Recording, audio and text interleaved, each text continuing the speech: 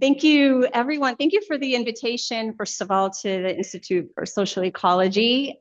This is a presentation, remix part 2 from the Detroit ISE that I was invited to. And 3 years later, I've developed a lot more on it, in particular about the Maya indigenous cosmovision of the Zapatistas. So this presentation is called Zapatismo and Pluriversal Ontology. And Zapatismo, first of all, is the ways of political doing that the Maya communities and the Maya are still alive. That's something that I have to preface because we're taught that the Maya went extinct when the temple stopped being built, when they stopped having these kings. But the Maya are still alive. You're looking at one here. My family ancestry is from what became called Guatemala. My last name is Linda Quiquivix. I think this thing turned, oh, there. Linda Quiquivix. It's a Quiché name. And a lot of my life is about studying borders. So we'll talk a lot about borders, in particular the Mexico-Guatemala border and Palestine's borders. I'm a geographer trained with a PhD in geography, and my entire research was on Palestine's borders, even though it was supposed to be on the Mexico-Guatemala border. It just came at a time after 9/11 where I couldn't stop doing a study by myself about Palestine and just had my whole world and heart broken. I think a lot of folks are experiencing that now.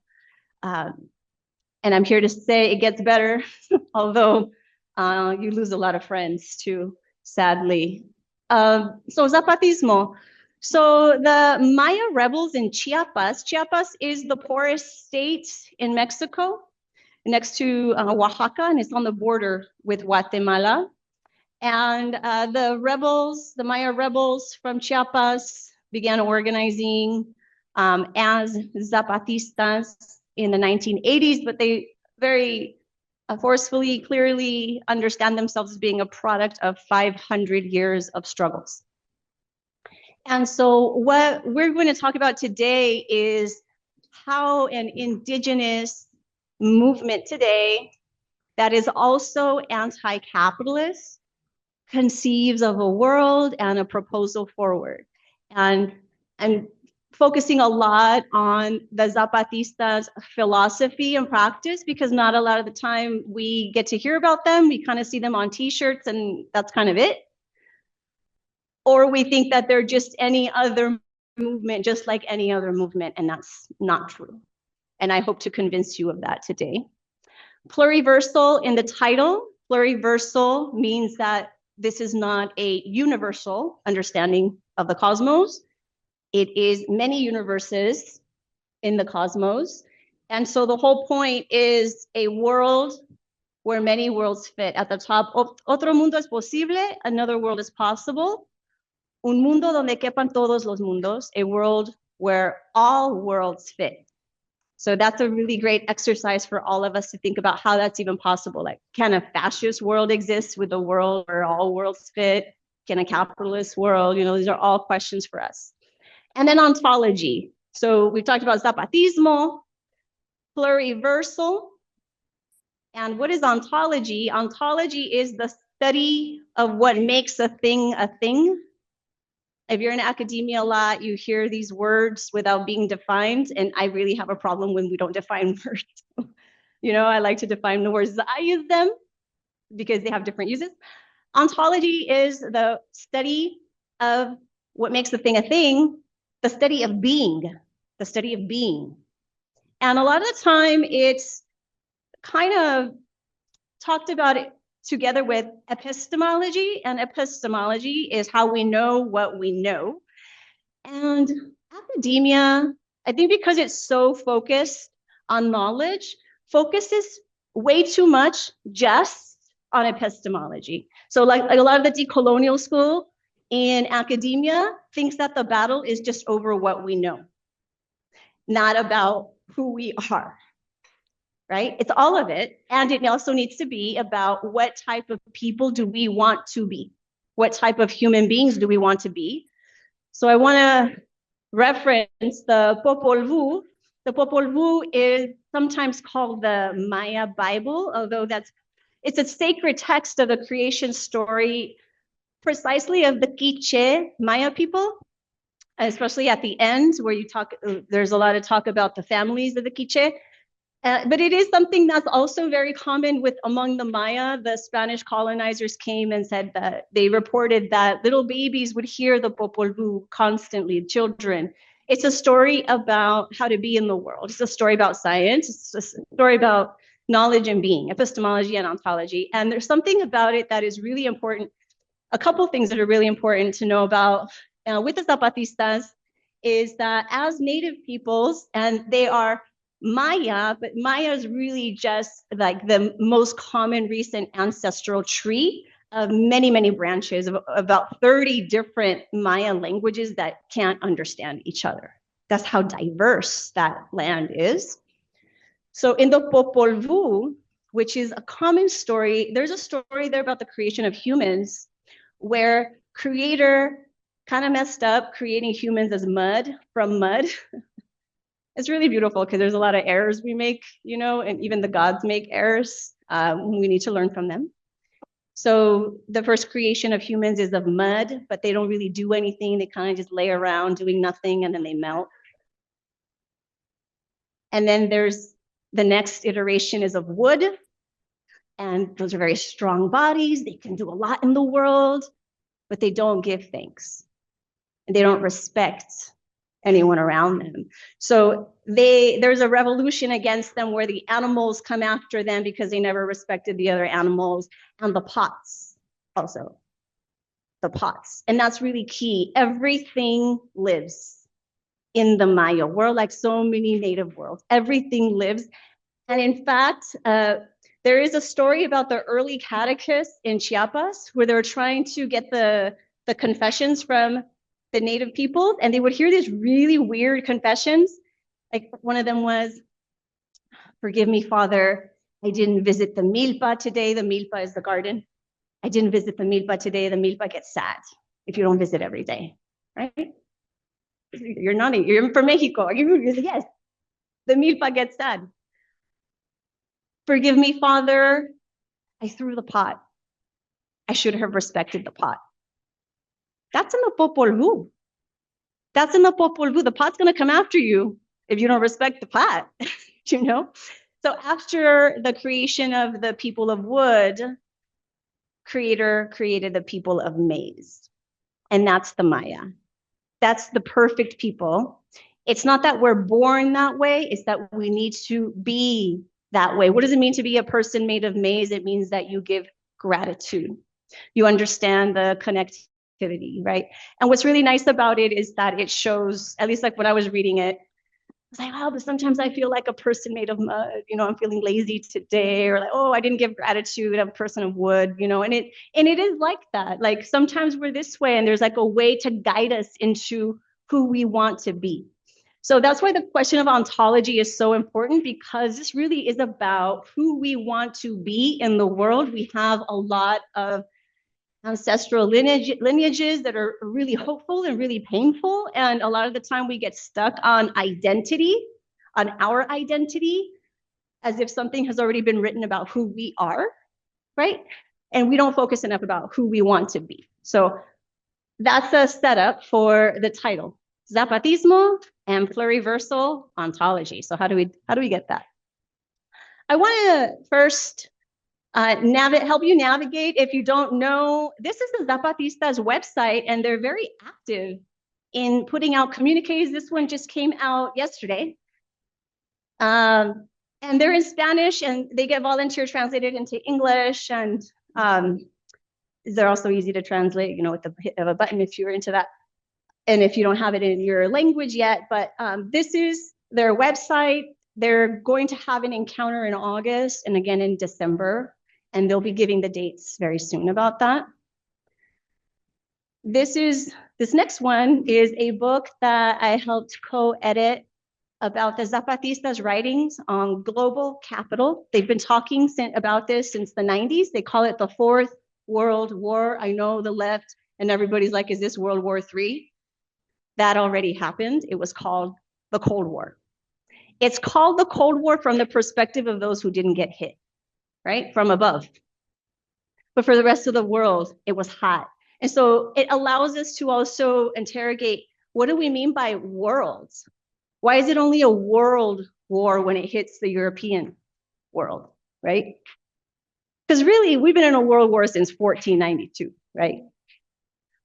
So this book, The Fourth World War, has Zapatista communiques in bilingual in the original Spanish and side by side next to English, which also, and they're perfectly aligned. So if you want to like do language acquisition either way, it's really helpful for that. And the writings are from 1997 until 2023, when the Zapatistas announced their most recent strategy, which is the common.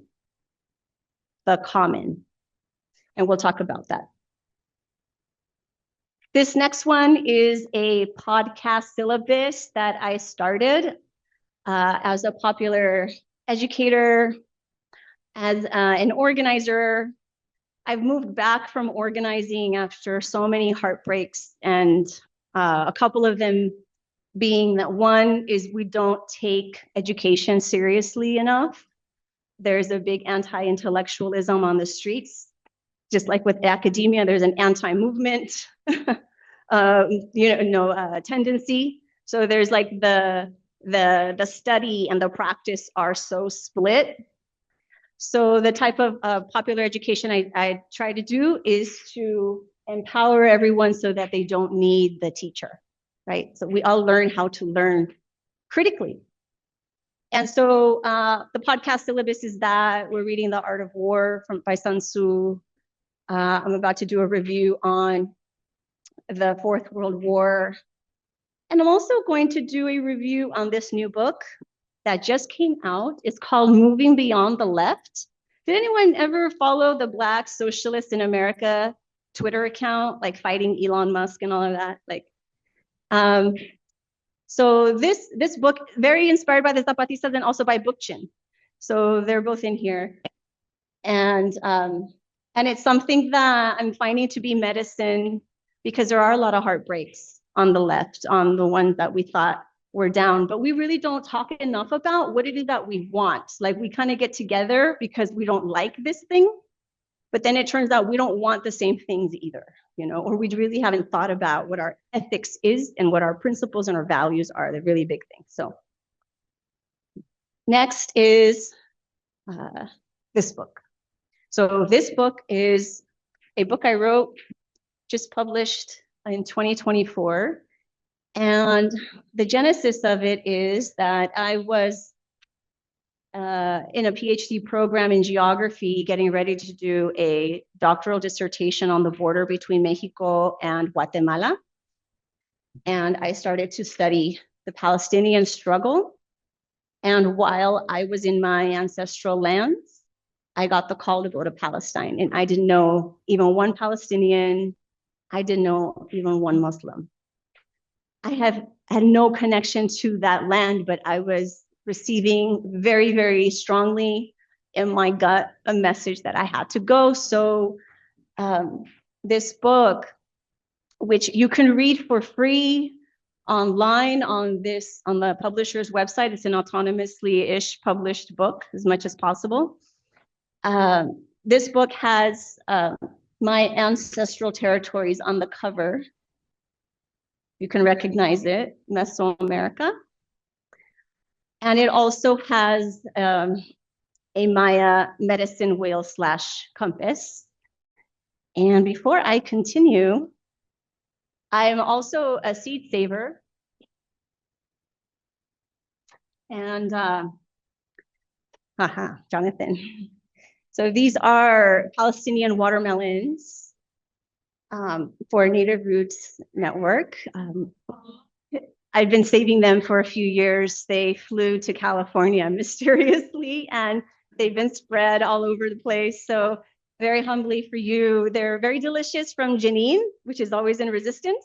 a small watermelon with white seeds with little black specks, and each watermelon has about 300 seeds. So very generous for you to share, and would love for you to have that in addition to a copy of this book. Thank you so much. Thank you. It is really medicine to be here in your territory, in your lands.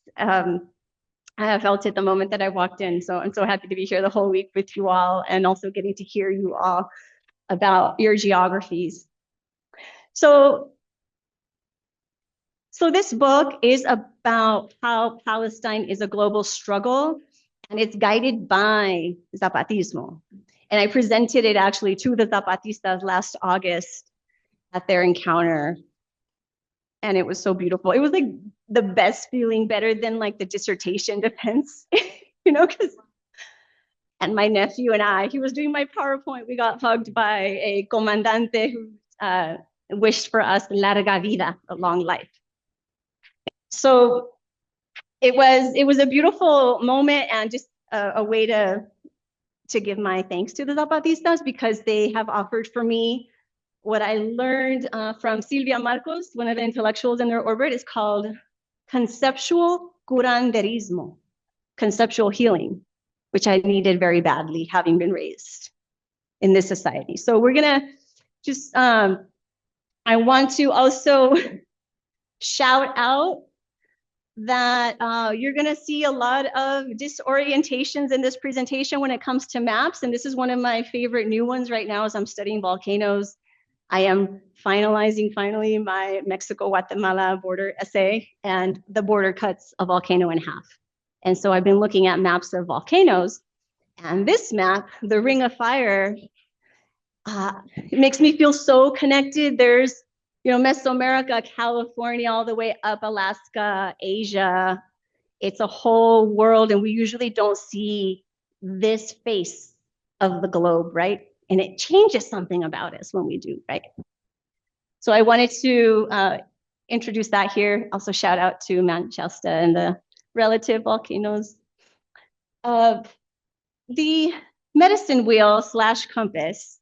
So as a geographer, I think a lot about, when people talk, I think about how they map their world. Like, it's a thing that I have. Like, oh, you're stuck on nation state borders. Okay, you need this kind of curanderismo, you know? So here's one. The Maya medicine wheel is also a compass. It shows that there are 7 directions, not just 4. There's east, west, south, and north. There's also the sky and the earth and you. 7, right? We're in it. It's a corrective to colonial geography, because colonial geography believes that humans can be separate from the earth, look down on it like God, and cut it up as an object to be sold, right? To be exchanged. When we do our fire ceremonies, and so my life is actually one that is straddled by both borders. On the Mexico side, I accompany the Zapatista movement. On the Guatemala side, I apprentice with the day keepers to keep the Maya calendar, which is all about healing, which I didn't know. Like, when I first learned about the Maya calendar, I thought it was really cool math. Like, really cool math. It's not just math, it's about healing. And the way that the directions are characterized is through the social. The east is red, and east is at the top of the map where the sun rises, which is very common in a lot of indigenous geographies, which is why, like with this book, we have the lands oriented to the east at the top, where the sun rises is also where Palestine is. And in the east is the physical. In the west, here you can't really see it, black on black, it's the spiritual. And then the south is emotional, and the north is mental. So when we do fire ceremony, we place our offerings on the altar on the ground evenly with all the directions. And then we do our prayers, and we learn to read the fire and the smoke to see what direction they're going, what work is being done. Maybe it's being done a lot in the mental, maybe that's what's necessary, or in the spiritual or emotional. Something really interesting too about this is that so much of it is balanced. So if you look at the east physical and the west spiritual, And if we think about our world today, it favors the physical over the spiritual, right? And if we look at the mental and the emotional on the south and the mental in the north, the dominant world favors the mental over the emotional. And it may not surprise you. It didn't surprise me when I recently learned just last month that these 4 directions have a gender. And before I say anything else about gender, gender in the Maya world is understood very differently than here. Gender is, for the feminine, is an interiority, and the masculine is an exteriority. And we all have both. And we're fluid between them. And some of us intensify one more than the other on certain occasions, and another one. Like, you know, I joke that when the women's bathroom line is full, then I'm emphasizing my male side that doesn't have a line, and I feel like a dude. You know, so the interiority and the exteriority are all necessary facets of life. It turns, and I was watching my teacher. I was listening to a book by Karen Armstrong on fundamentalisms. It's called The Battle for God. It was published in 2000, like right before 9/11. And she focuses on the Abrahamic faith and says it's not just Abrahamic faiths that are fundamentalist right now. There's a bigger phenomenon from modernity, and she traces it to the year 1492 and begins with Christianity. The fundamentalism, the way she defines it, and I use the word balance. I don't remember her using the word balance, but she talks about the logos and the mythos. And the logos is that rational, part, the math part, and the mythos is the mystical part. And we're so out of balance between the two that with fundamentalisms, it focuses just on the logos, for example. So like scripture gets read literally, not figuratively, not allegorically. I know that we talk about the creation story and the Abrahamic faith a lot when it comes to questions of ecology. My surf coach, who's a Christian anarchist theologian, shout out Ched Myers. He has my favorite reading of the Genesis story, which I love to share. He talks about how the Garden of Eden is paradise. It's the hunter-gatherer fisher life, right? Where you're tending the earth. You're not like doing agriculture on it. You're working with the plants. It's like kind of like with the milpa a bit, although that's a little bit more focused. But what we get with the Genesis story and the son Cain killing the brother Abel, Cain is the city and his brother is the shepherd. He's the countryside. So it's a shift from hunter-gatherer societies to agricultural societies, which is why it says so much about having to toil and having to work so hard. If you ever worked on a farm, it's a lot of work versus a food forest, for example, right? And so that's an example of a metaphorical reading of scripture, which we lose with the fundamentalisms of trying to read scripture literally, right? And fundamentalisms too, like native fundamentalisms, that you're native only if you have a card from the BIA with your blood quantum, that's fundamentalisms as well. And that you can't learn from other people, you have to learn from your own ancestors and your own identity. That's also a fundamentalism. We're gonna get away from fundamentalisms, and so I'll wrap up to say that when I think about fundamentalisms, I think about this being out of balance with, for example, the mental, which is the logos, and the emotional, which is the mythos, right? The mental, the gender assigned to the mental is masculine. Does not surprise you, the emotional is the interiority, right? The physical and the spiritual, the physical is also the masculine. So if we look at this medicine wheel, we see that in the dominant world, it's so lopsided, favoring the physical and the mental, not a lot of spiritual work being done, not a lot of emotional work being done, right? So we need to get into balance. Okay. I like to start when we're talking about borders and world maps. I like to start with this map. This is a map of the world according to Europe. And it has 3 continents, Asia, Europe, and Africa, even though Europe's not a continent, it's a peninsula of Eurasia. It has East at the top, Orient, right? And so this is how the world was understood, 3 continents before Christopher Columbus and them bumped over here. So what we see also is names. So we have Sem at Asia, Aphith at Europe, and Africa has Ham. This is also a biblical story. These names were added during the race science of the 18th century to this map. And what it is, it's the biblical story of the flood hero Noah, whose sons, 3 sons, Sem, Aphith, and Ham, each one populated the 3 continents. And Sem went to Asia, Aphith to Europe, and Ham, who was the cursed son, goes to Africa. So this is like the science, the racialized science of saying, well, this is why Africa can be completely exploited and enslaved because they're cursed, right? So whatever excuses, that's what's used. Also, something about this is that Sem is where Semites comes from. So the whole European idea that Jews inside Europe are Semites is to say they do not belong in Europe, but they belong in Asia. Okay, so the first anti-Semites are the Europeans, right? They don't want Jews inside the land of so-called Aphid, right? That they belong in the land of Sem. This is also a 3-continent-ish map. This is 1581, so less than 100 years after Columbus and them. And it's north at the top, and in the middle is Jerusalem. There is so much religious or spiritual underpinning in the modern world that it likes to pretend does not exist. And I like to show actually it does. Because we need to know what it is that we're living in, right? All of it, right?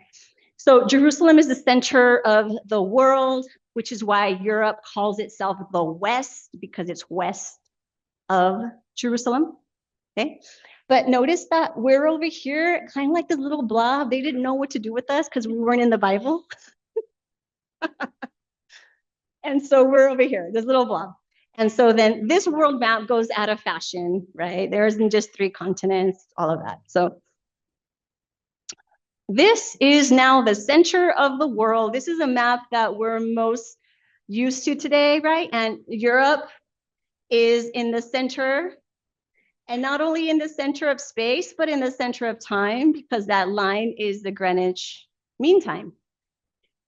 It's what we all are setting our time zones to, right? So center of space and time is Europe. This, I have this in the book because it bothered me ever since I was a little kid. It bothered me so much. Like, why do we call Europe the West? It's to the east. It's this. Why is Asia the east? Asia's to the west. You know what I'm saying? So, but again, Jerusalem, right? Jerusalem is the center of the world according to the dominant world. And in fact, when Columbia University's president was being hammered in Congress in 2024, a Georgia Congress member said to her, you know, most people think Washington, D.C. is the center of the universe, but that's not true. It's Jerusalem. It explains a lot of Christian Zionism, you know? So again, this kind of map, right, completely undoes these other ways that we're forced to think. Like seeing how related we are through the volcanoes, right? It gets away from this idea that we are divided by nationalities, nation states, all of that. I'll put that on here too. I saw it in class yesterday on accident. I'm like, oh my God, I gotta incorporate that into my slide. Oh, subliminal Mason.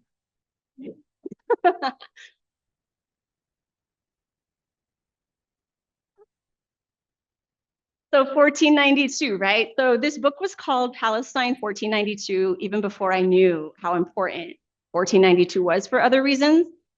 On January 2nd, 1492, 10 months before Columbus and them came, they were having a holy war on the Iberian Peninsula in what becomes Spain.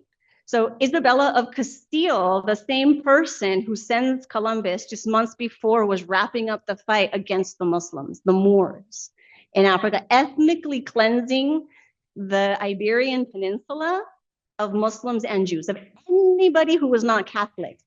Catholic means universal. Okay, the whole idea was to impose one world on everybody. So that's one world, a world where only one world can fit, right? This is the fundamentalism of 1492 as Columbus was coming. And in fact, the reason why Columbus was able to convince Isabella, and he genuinely believed it, he believed that after Granada, they could take Jerusalem next, because they had lost Jerusalem before during the Dark Ages. Like Europe likes to call those times dark. They don't like to talk about it, you know, when they lost Jerusalem, when they weren't an empire. And then 1492, they become an empire again. Now we can talk about history. So the thing is that the Roman Empire had just fallen in 1453, just some decades before. Over here in the East, Istanbul, it was called Constantinople back then, it fell. That was the last seat of the Roman Empire. So the Ottoman Empire was coming to Europe. And so this defeat of the Muslims in the West was momentous.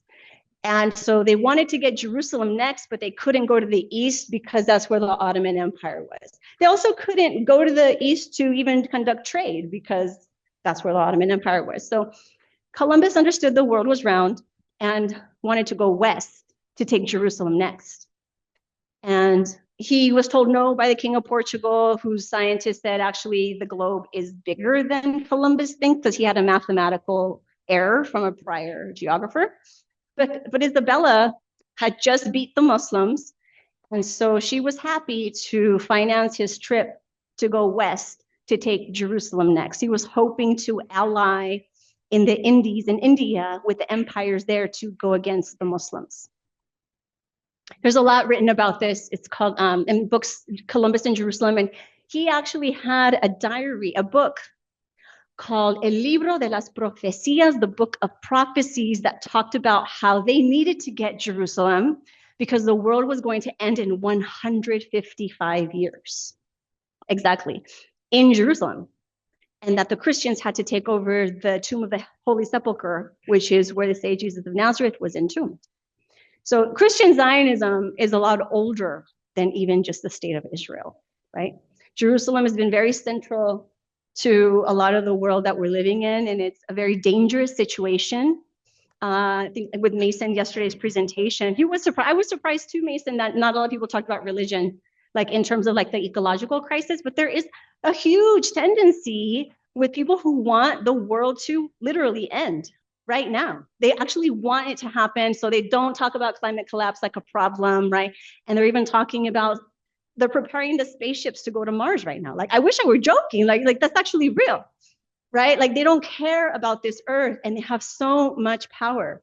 And so this is where we're at. So I also heard yesterday, like this question of the state, it's so common for us to organize in a way where we understand land as parceled out, right? As an object. In LA, in Cali, where I live and work, we're always fighting for land, but we don't question, why are we fighting for land like this, like that it's parceled out? And in fact, like the story of California, like so much of the land that was settled was of real estate speculation, was of speculating that the Indians were not going to live in this land anymore and the value was going to be raised, which is gentrification today still, right? So we have a lot of this digging to do in terms of how we even got to these concepts of land that's bordered. And so this is what I try to offer here. After Columbus returns from his first trip, he tells the Portuguese king what he found, probably like bragging because the Portuguese king didn't want to send him. And then Isabella finds out and she gets really pissed because he didn't tell her, right? And so then Isabella, the Castilian and the Portuguese monarchs, they start to fight. And they're both Catholic, so this is a problem for the Pope. So the Pope steps in, says, you can't fight. We have a lot of work to do. You got to convert everybody into our religion. before the world ends. And he cuts a line. This is the Treaty of Tordesillas, which I heard about in high school because it had the funny name, but I never got told a good story about it, right? Like, it's the moment, it's all I can think about. Tordesillas is all I can think about now. This is the first global border. The first time the globe was conceived as such and could be cut in half. And the Pope did this so that the Spanish and the Portuguese wouldn't fight. He said, Spain, you go invade everything to the west of this line, and Portugal, you to the east. So if you notice, like, Brazil speaks Portuguese, right? They imposed their language on Brazil, and the rest had Spanish imposed on it, right? And also, the Portuguese were massive slave traders here. They had their Elmina Castle, right? So huge slave trade here. They colonized the coast of Africa and all the way like to Indonesia until like the Dutch took over with the VOC, the corporation. So this is the first global border. And if you notice, its function was so that the invaders do not fight each other. Okay, they're not asking about us or the land, right? It's about the invaders not fighting each other.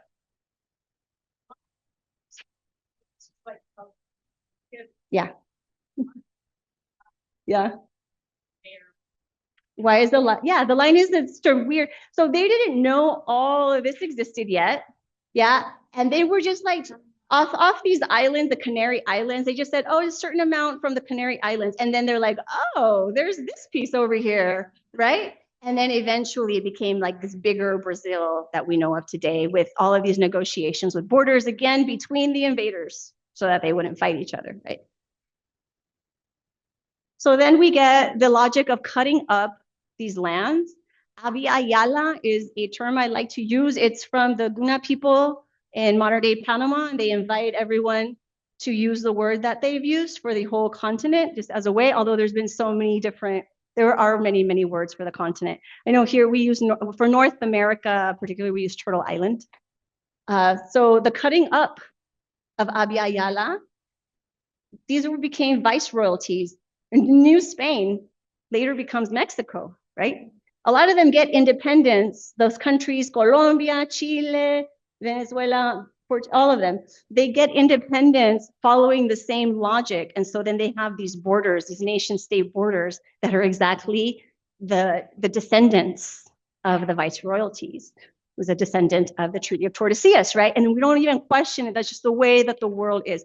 They're all colonial projects. If you listen to what the Zapatistas say about the Mexican government, you will understand what this means, right? They are truly from below. These borders have come from above. It's for them so that they can dominate the land and call it their property, which of course means that they can destroy it. They have no responsibility to it. Boo is exactly. So then we get this here. And in Europe then, Europe didn't have borders. If you look at maps of Europe, there were lists of places.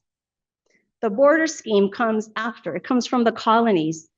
A political scientist, Jordan Branch, calls it a colonial reflection. It reflects back.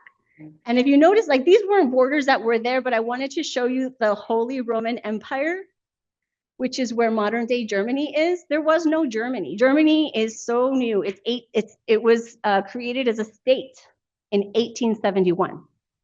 That doesn't mean Germans don't have a history before 1871, right? It just means that the state itself, those borders, and that nationalism being that everyone has to be one way, speak one language, have one history, right? Homogeneous, right? That was the whole point of nation states, in that arising from, they say, France. With the French Revolution, they kick out the monarchy, and then they have this problem of who's going to govern the people. Who are the people? The French. Who are the French? Oh, we have a problem, right? Because the stakes are so high. So then they start saying, oh, all these people aren't French. The Jews definitely aren't French. They have their own language. They have their own laws, their own communities. So all over Europe, Jewish people, and not just Jewish peoples, but anybody who was different, they did not fit into nationalism. There was a massive extinguishing of languages in order to create a national language in Germany, to create one in Italy. And so we have Europe then doing this to themselves as well. So there's also a Europe from below, which is so beautiful that the Zapatista, they taught me that. I had a really difficult time even visiting Europe, much less Spain. And then I find myself in Spain in 2021 when they went on the 500th anniversary of Cortez's invasion to tell everybody we have not been conquered. So there's a Europe from below, right? And we'll talk a little bit more about that. After the cutting up of Europe gets started, then Germany doesn't have an empire and it wants an empire really bad. So it calls its friends who have one, the British, right, and the French. And they call a Berlin Conference in 1884, and they cut up Africa. They start cutting up Africa amongst themselves. And that's where King Leopold gets the Congo as his private property. Not on behalf of the Belgian people, no. This is a private property. So we need to understand this history if we're even going to have anything intelligent to say about the Congo genocide right now, right? So Africa gets cut up among the European powers the way they did Abya Yala. These become the footprints of today's nation states, the United Nations, very famously, one country, one vote. It's a way to get representatives from those lands to do the work of the colonizers. It's called neo-colonialism. It's been theorized since it started happening in the 60s. Here is the fate of the Eastern Mediterranean. This is Sykes-Picot. After they finish cutting up Africa, the British and the French get together and they say, hey, the Ottoman Empire is falling finally. Let's go take its territories. Meanwhile, they're organizing with people on the ground, telling them that they're going to get their self-determination, but in secret, they're dividing the land up amongst themselves. Russia's part of it, Italy, and then there's the Russian Revolution, and the revolutionaries leak it and let everybody know how much the Tsar was lying. And so then from here, it was in the World War I, so 1917, I think, 1918, 1917. So then we get the footprints of today's nation states. They were all, of course, puppets who would be happy to join the empire to rule their people. So Saudi Arabia gets given as the property of one family, the Saudi family, right? The Jordanian king is completely a puppet of the British. There's puppets all around. There's been uprisings since to overthrow them. And then we get, of course, Palestine, which I think everybody knows about now. So we don't have to spend too much time, but the struggle with Palestine is precisely the struggle over a homogeneous nation with bounded territories on land, which means a world where only one world fits. Whereas before, there were Jewish Palestinians, Christian Palestinians, secular Palestinians, along with Muslims, right? But now that's not true. Jewish Palestinians now become the enemy, even if they didn't want to be, because they get privileges that they didn't even want, right? And they accept them. Some of them resist. So what we're seeing right now, and I'll wrap up on Palestine here, but I can talk about Palestine forever, is the project. The Israeli project has not done expanding. Israel is the only country in the world that has not defined its borders. This is the borders that it wants. This is the reason why there's a war in Iran, there was a war in Iraq, there's a war in Syria, a war in Lebanon. There's war everywhere, right? And this is for geopolitical reasons. The Gulf is right here. They've been trying to create a pipeline all the way to the Mediterranean, and now they want to do that even more now that the Straits of Hormuz is being taken over by not so friendly forces. And it's also a spiritual question too, because the whole idea is that the reason why it goes all the way to the river Euphrates is because that's where Abraham is from, right? So whatever stories people can come up with, they will try to make them scientific, right? To legitimize their shenanigans. There you go.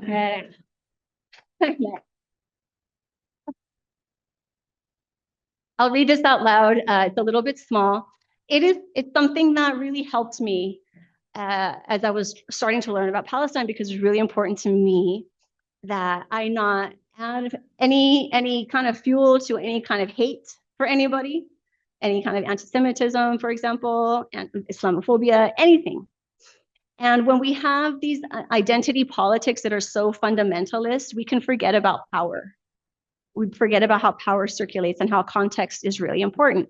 So in 1994, when the Zapatistas rose up against the Mexican government, they had a very charismatic spokesperson who spoke Spanish, English, French, everything, right? Subcomandante Insurgente Marcos, who was really a military sub-commander. That's important. There's no such thing as a sub-commander, but they invented it. That means that the general is subservient to the people. Okay, so their army is hierarchical. They can't get away from that. They don't know how to have an army that's not hierarchical, but their society is not hierarchical, and their army is at the service of the people, right?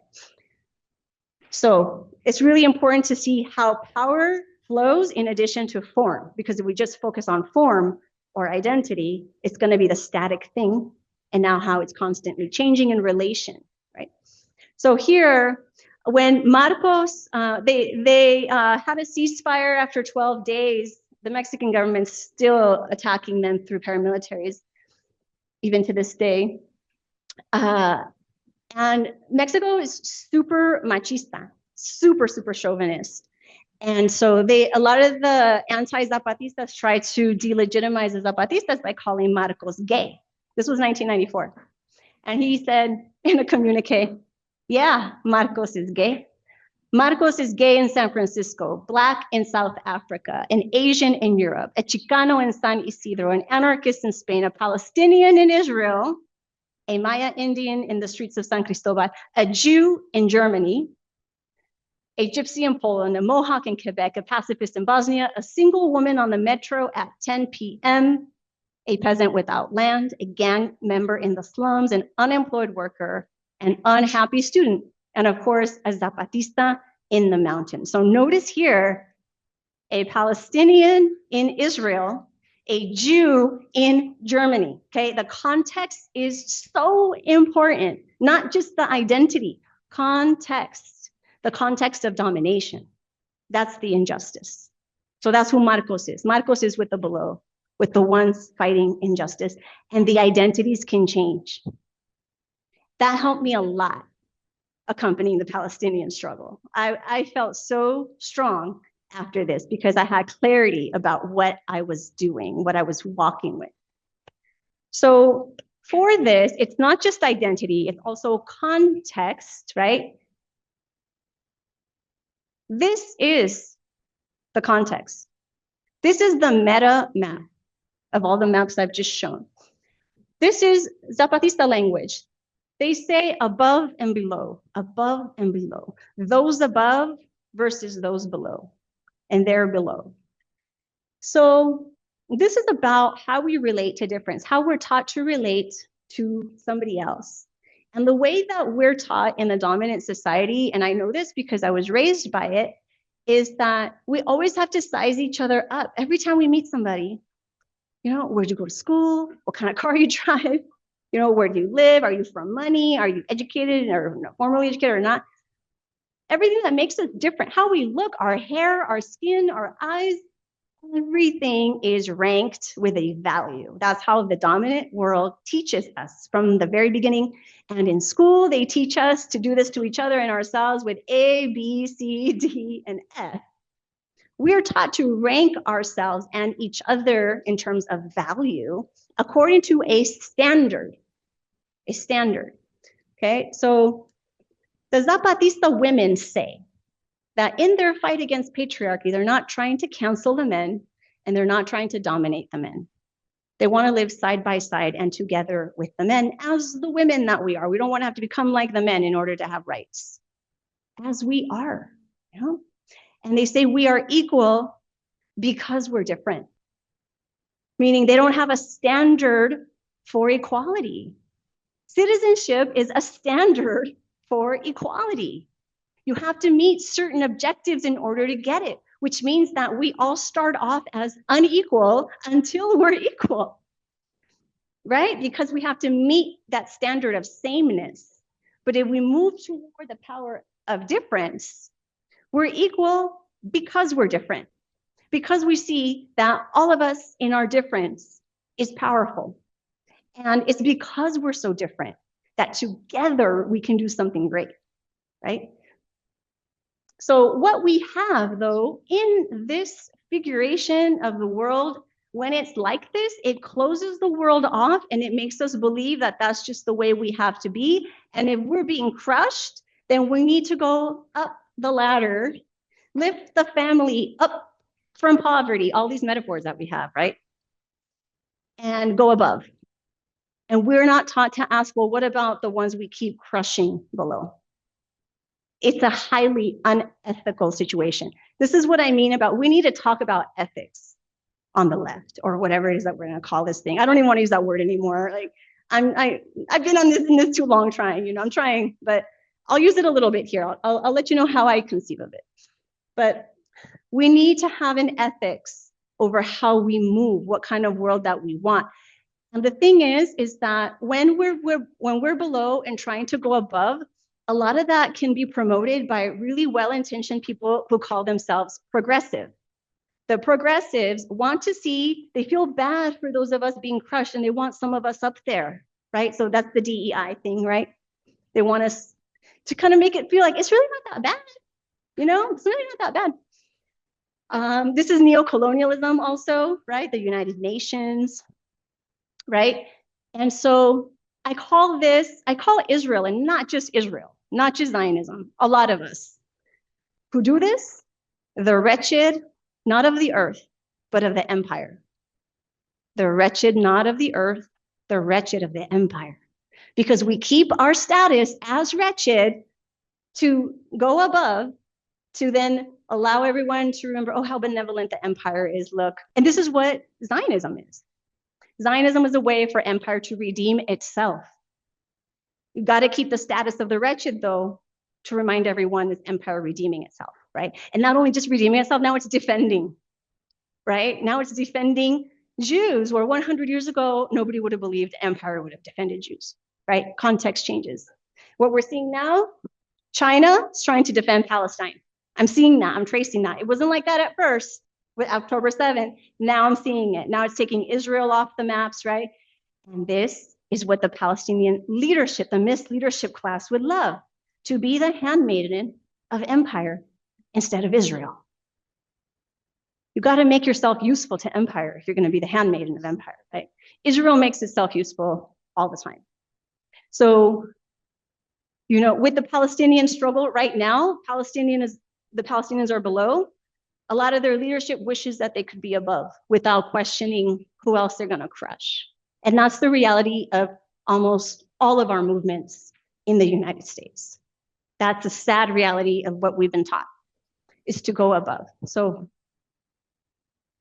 following the Zapatista women and the Zapatistas themselves, so the Zapatistas use the word left, which is why I haven't given up on it, but I'm very close.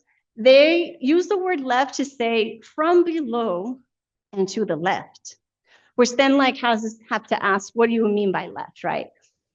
So the way that I understand how that could make sense is that there's the right and there's the left. And the way that I make that make sense to me is that the right does not want to respect difference. They have one way that they want the world, and they want it on everybody. They don't like this thing called moral relativism, they call it, right?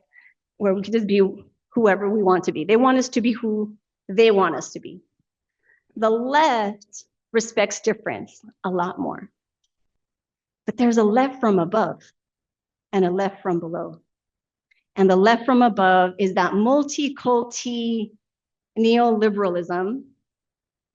I know liberals get called left. I don't understand why they get called left, because left was supposed to be anti-capitalist.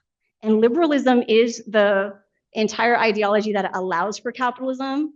It allows for private property for the individual, right? All of those rights, for the standard of what you have to meet to even be a property owner, all that, to even have rights, citizenship.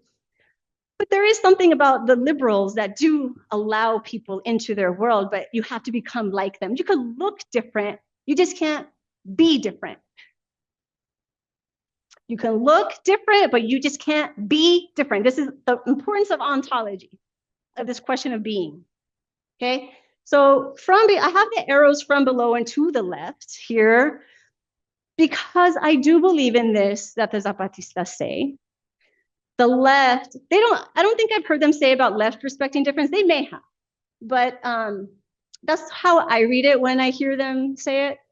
So moving here to the left, below and to the left, is to the world of the side by side, where our difference is our power. And it's a bit abstract, but the example that I like to use, that I actually asked Silvia Marcos, who is one of the intellectuals that works a lot with the Zapatista women. She did a lot of conceptual curanderismo on me, and one of them was about the duality, because I had always thought that dualisms had to be binary because of where I grew up, right? Everything is binary. But there's a dualism that can be complementary opposites. It's very common actually all over the world, just not in this world. And so with that complementary, I asked, how is it that the compañeras know so much?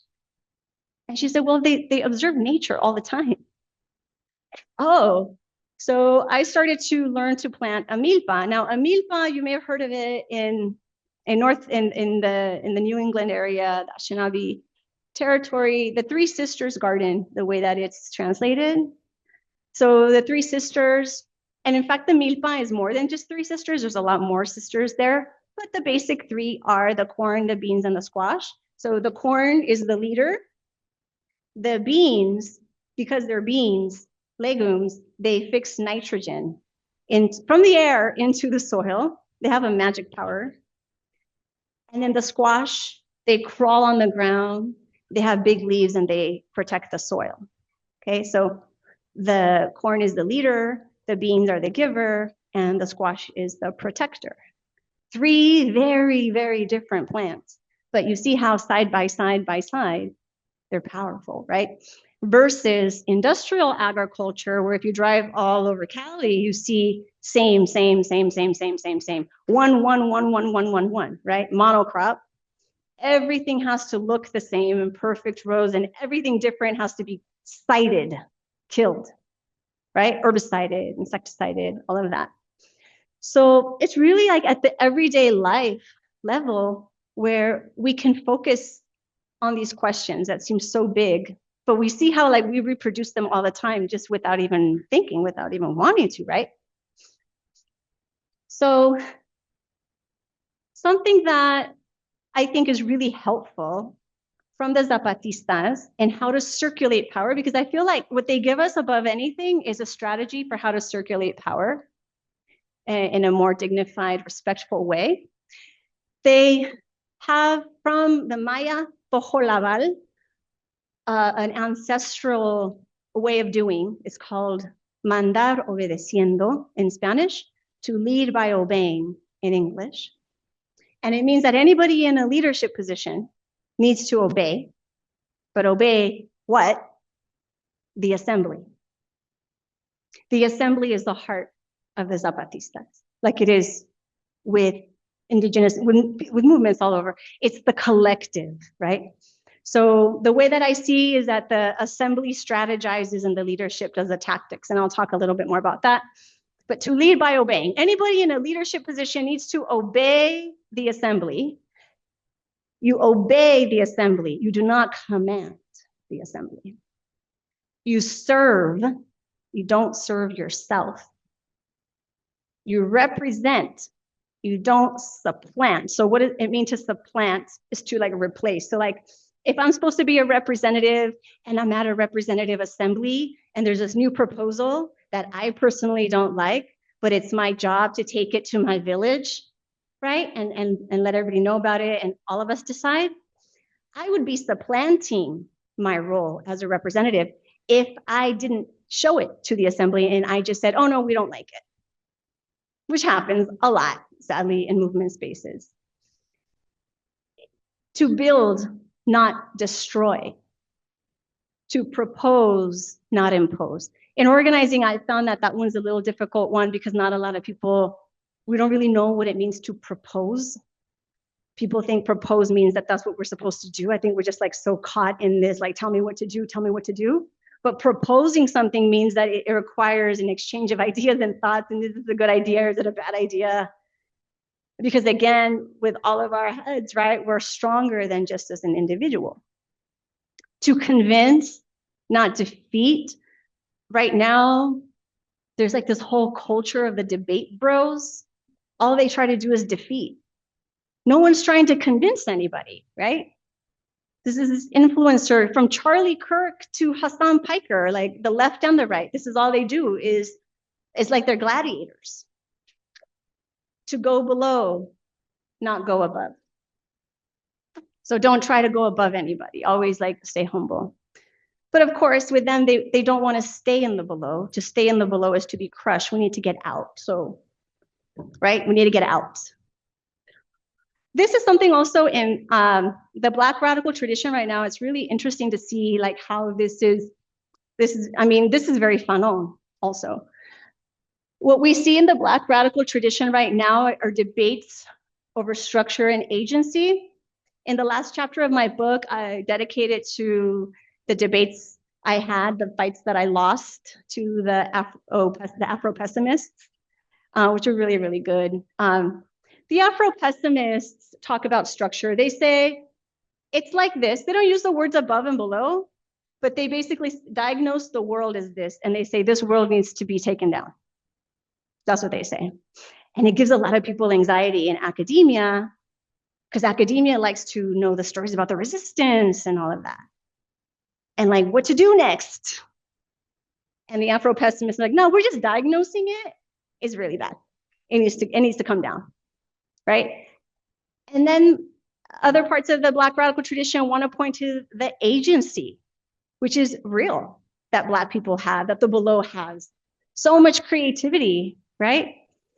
With the Afro-pessimists say, yeah, but I know people like to hear that, but if we hear that too much, we're going to forget that the whole thing needs to come down, right? And what I like to say is they're both right. The thing is that this creativity from the below is being captured from the above and commodified. And it's making its world bigger. The creativity from below exceeds the world and is being captured and making that world bigger. So how do we move our creativity outside of it? Okay, so this is a question for strategy and tactics. Chapter 19 of the book, again, you can read it for free. I have some copies here for sale if you like the actual copy. You could also buy it at any of your favorite indie bookstores. So I don't like to play chess. I like to talk about chess. I don't like how chess makes me feel. It's a war game. You're immediately in battle with your opponent, like to the death. So I like to talk about it though. So chess is very famous for being a game where everyone starts off equal. There isn't any luck involved, right? And so it really is up to the intelligence of the player for how they're going to win.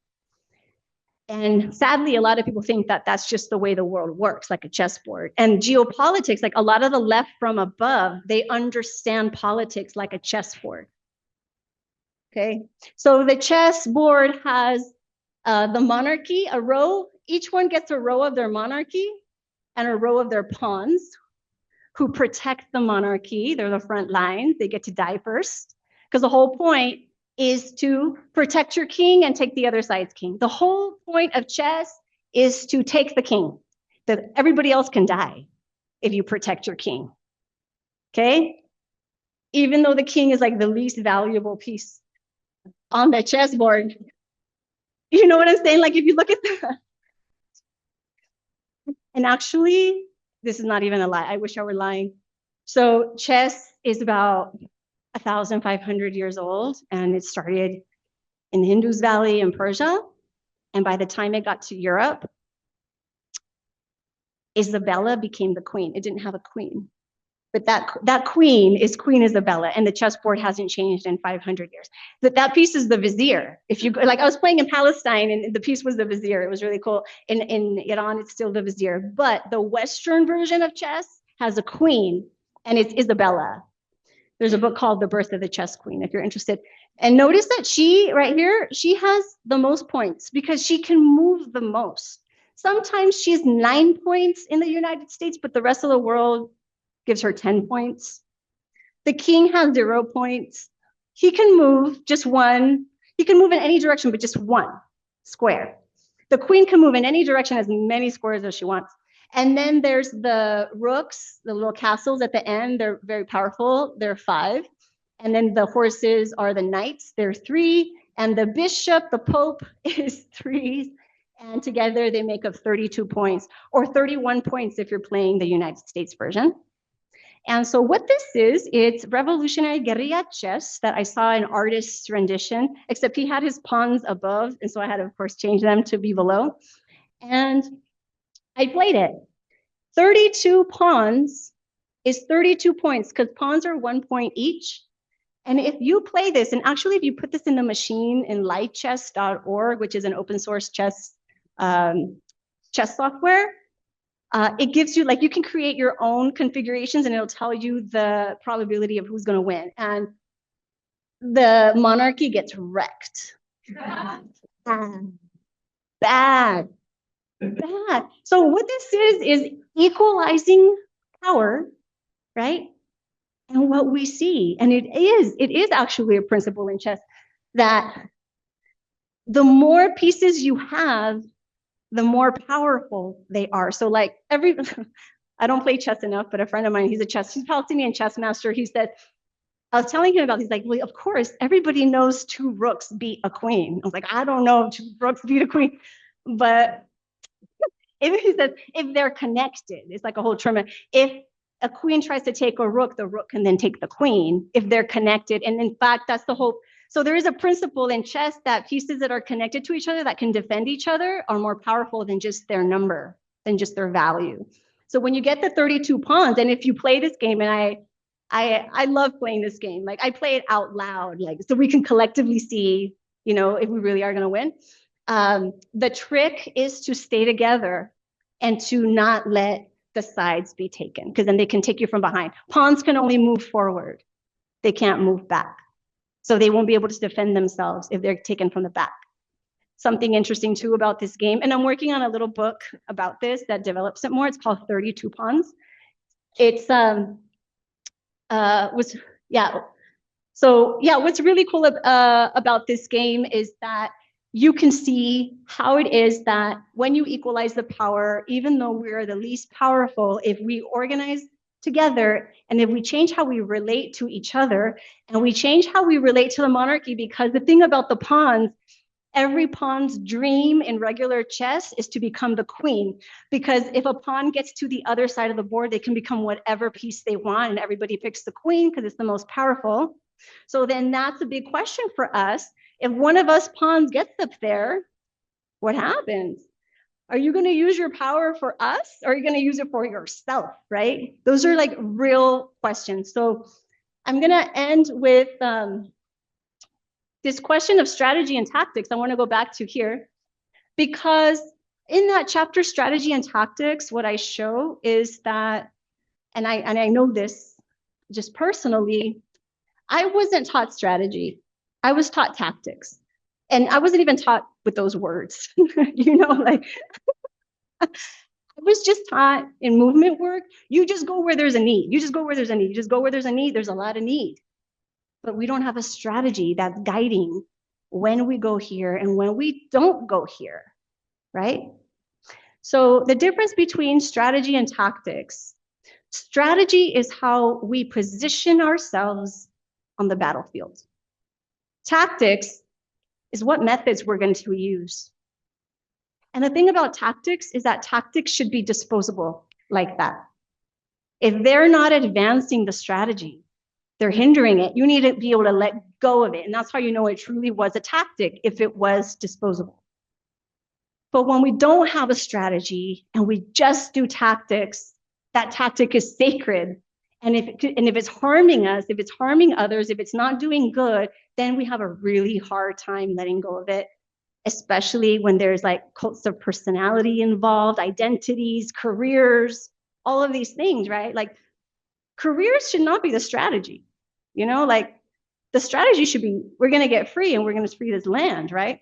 So how do we position ourselves? And what I suggest is that we position ourselves beginning in the side by side. We're not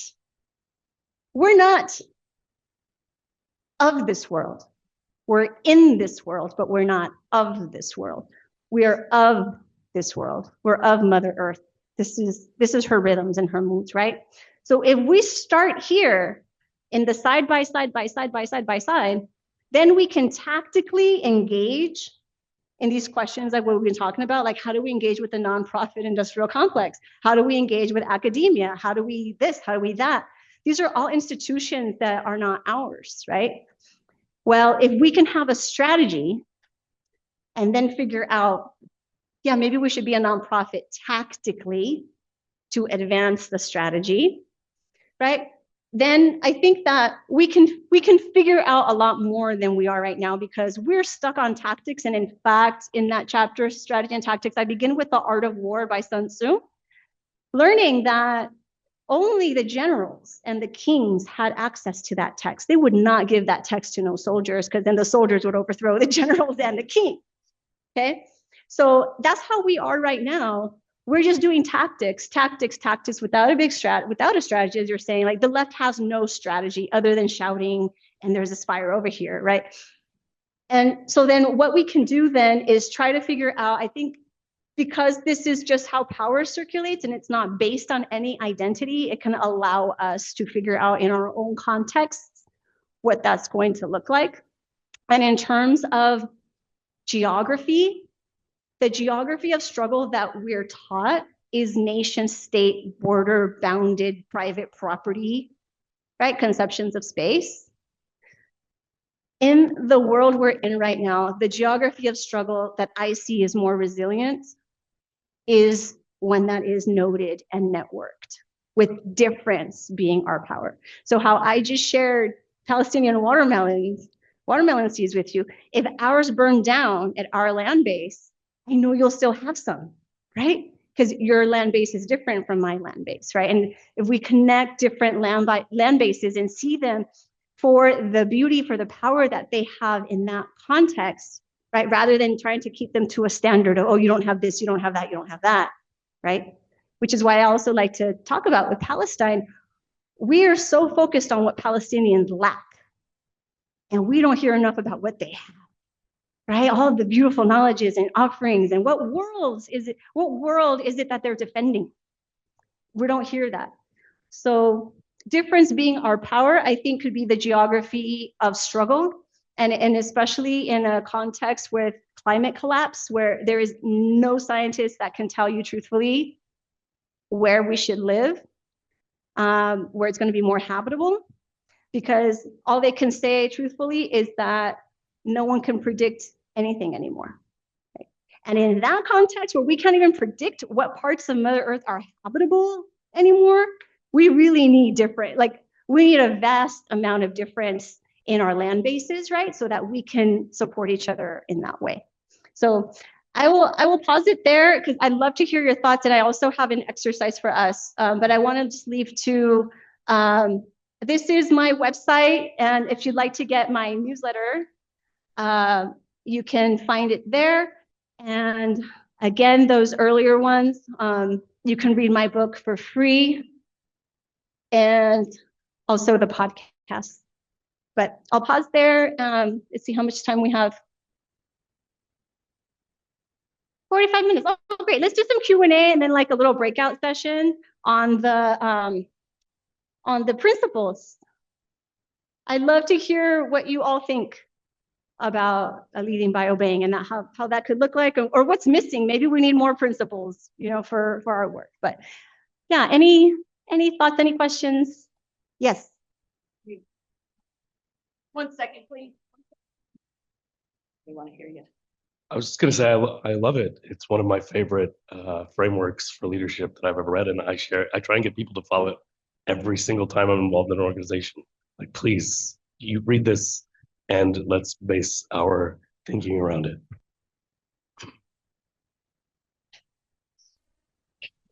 Thank you, thank you, thank you.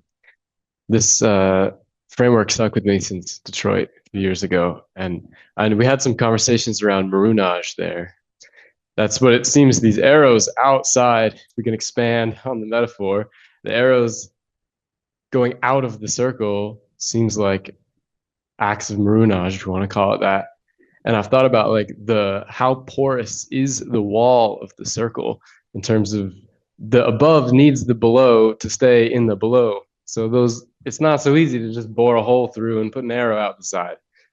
So I guess the question is, do you think there's a particular benefit in the strategy of boring the hole through the wall down to the left?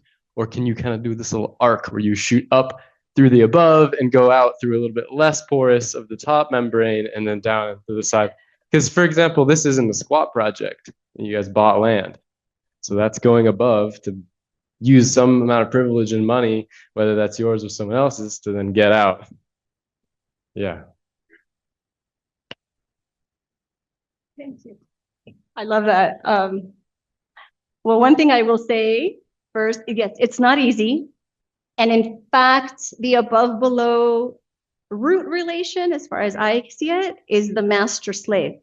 So if we can imagine the enslaved runs away, there's no more master because the below is the foundation of the above, right? So the enslaved runs away, there's no more master. That master is just a person now. Cool. Let's just all be persons, right? No, they want to be a master. So that's why they're going to go and catch the runaway, right? So this is not very easy, especially, I mean, what I see about us, like in our power, we kind of move, not a lot of people are paying attention to us right now, which sucks in one way, but can be really helpful in another way, right? Because we can build from below in the shadows, in the quiet, slowly, and hopefully they find out about us when it's too late. Because this is violence. This whole thing was created through violence and is maintained through violence. That line that divides the above and the below is the police, is ICE, is Border Patrol.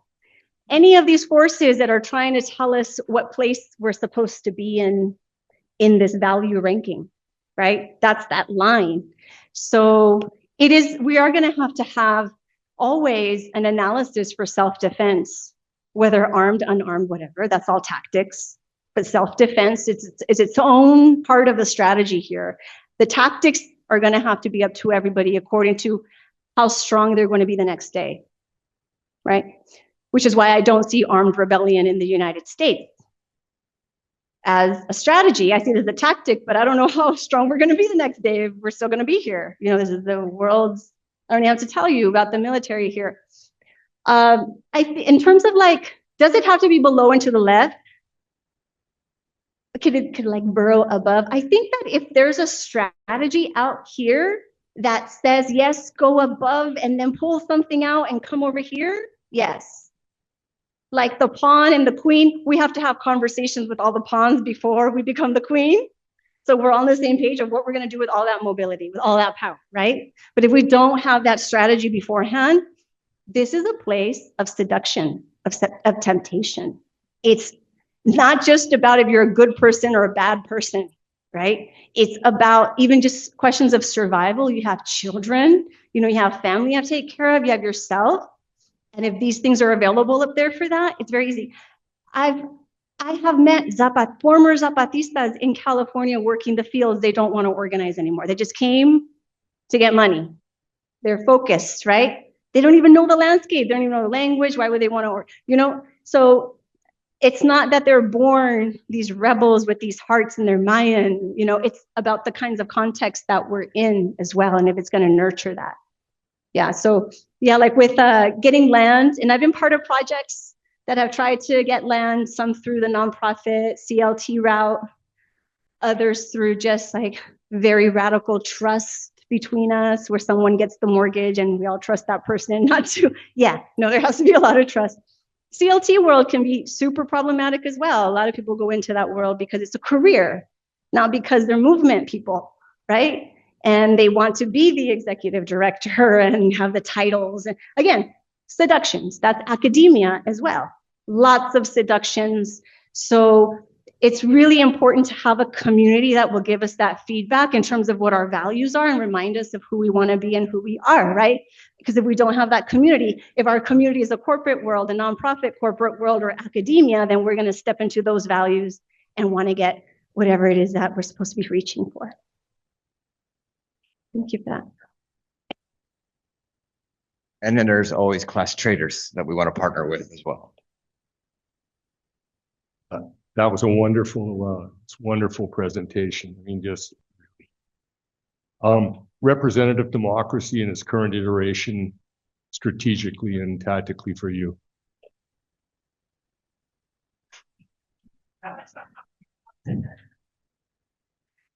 So the question of representative democracy.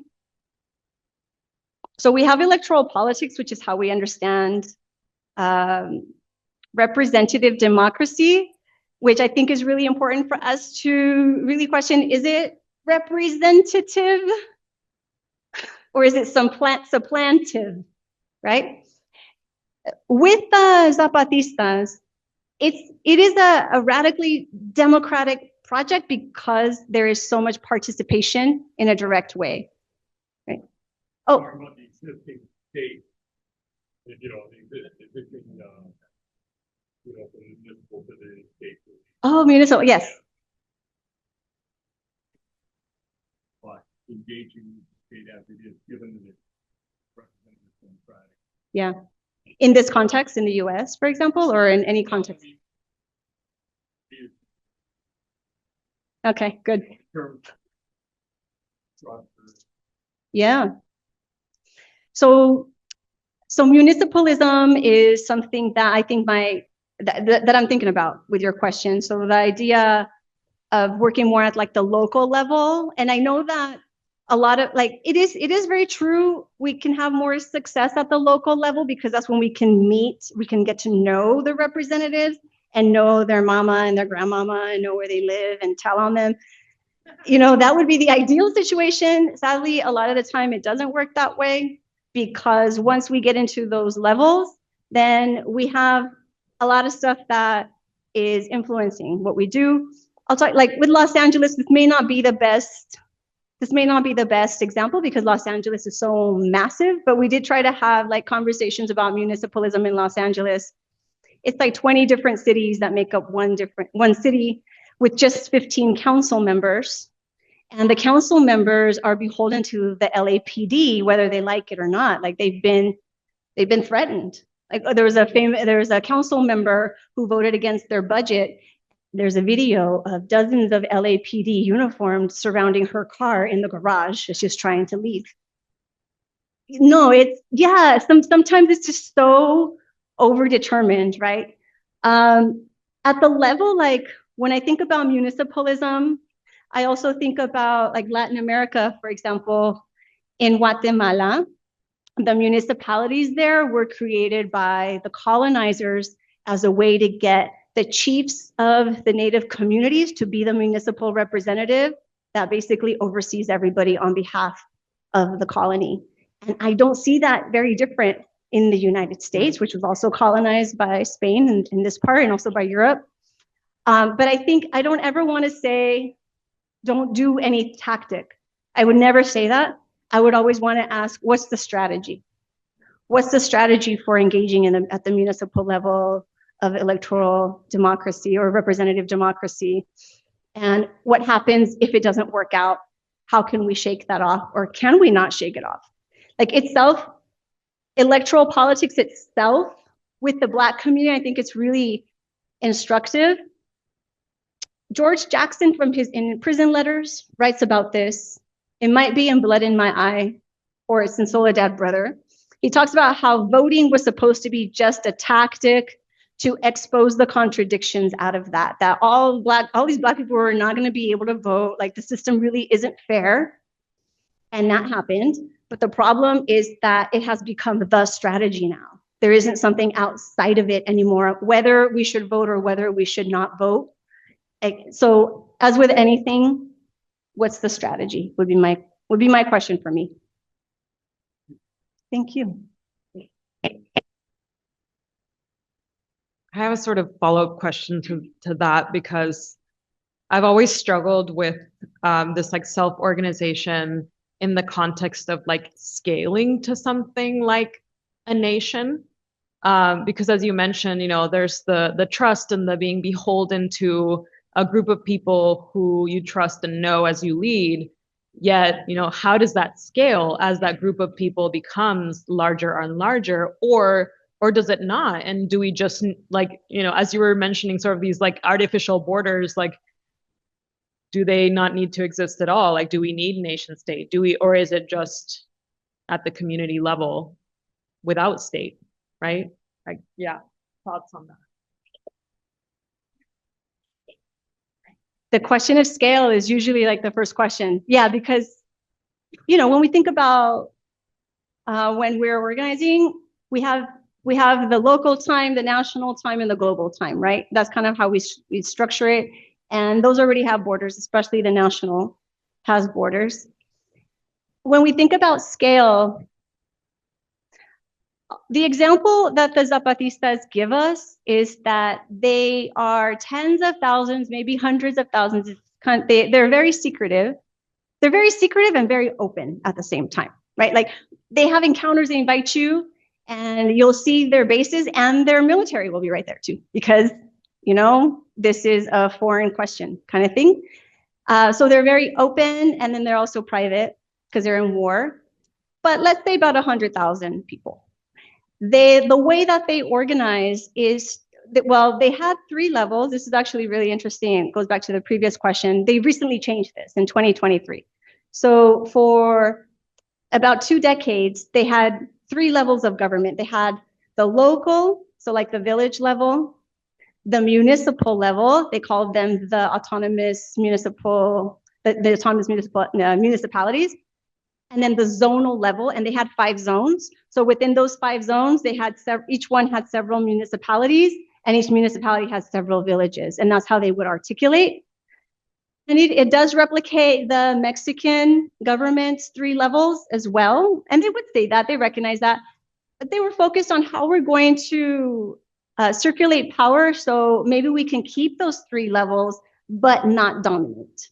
And so then the way that they tried was by having people rotate into the positions and out, so that they don't have politicians. There's no such thing as a politician in Zapatista territory. It's weird, like that's a career, you know, like for them, it's part of the work that you do to contribute to your community, is to contribute to the governance, to the cooperative. Like they have this way that they have these contributions, and the rotating of positions was to ward off corruption, because it makes it costly to have to keep buying someone off new each time, rather than having like a Nancy Pelosi who's been there forever, and like you already know she's already someone that you bought 20 years ago, you know? So they ended up undoing this because there still ended up being corruption.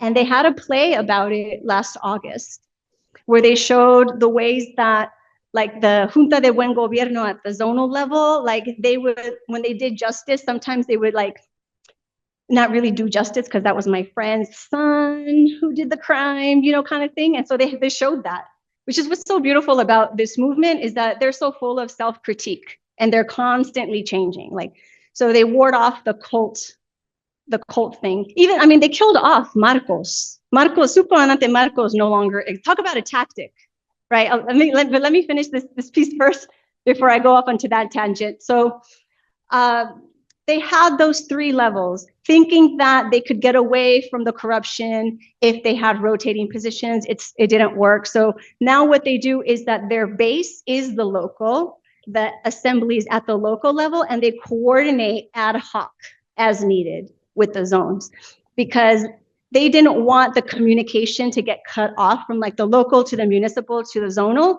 Communication was getting cut off. They want the actual communication to stay at the base, and then the logistics piece to go out in coordinated fashion outside. So that's a way that they can scale in this web.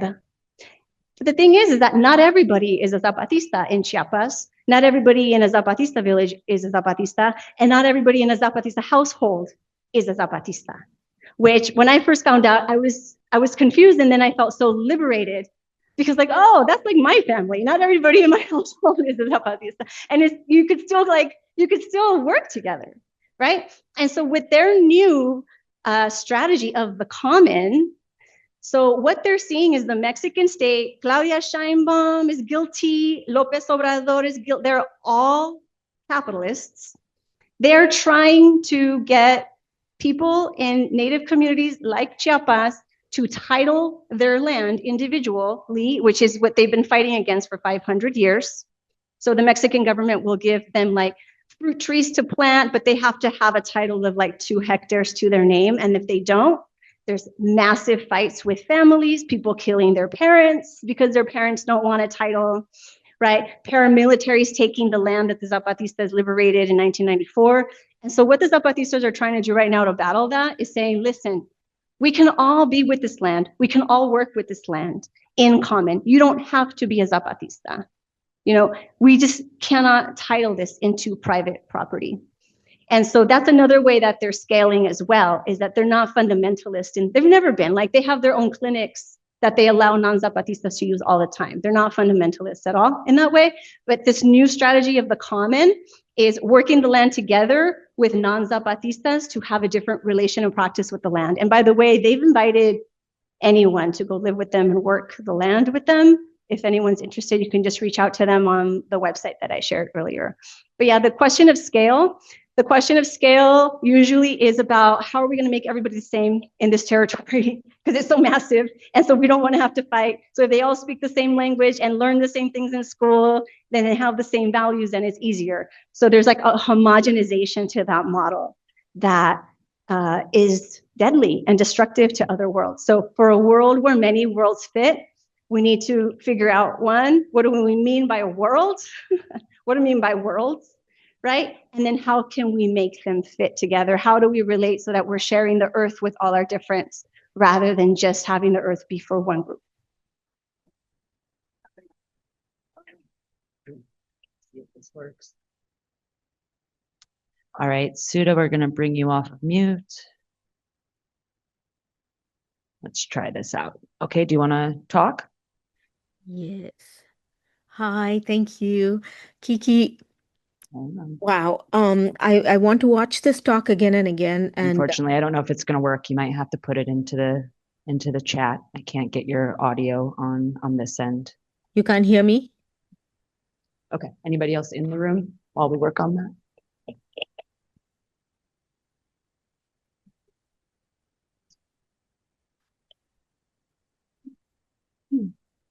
Could you talk maybe about the tension between having an identity that is in the above in some context and the below in others, in the way that maybe some of us are in the below in the US and as workers, but above by being US citizens, for example?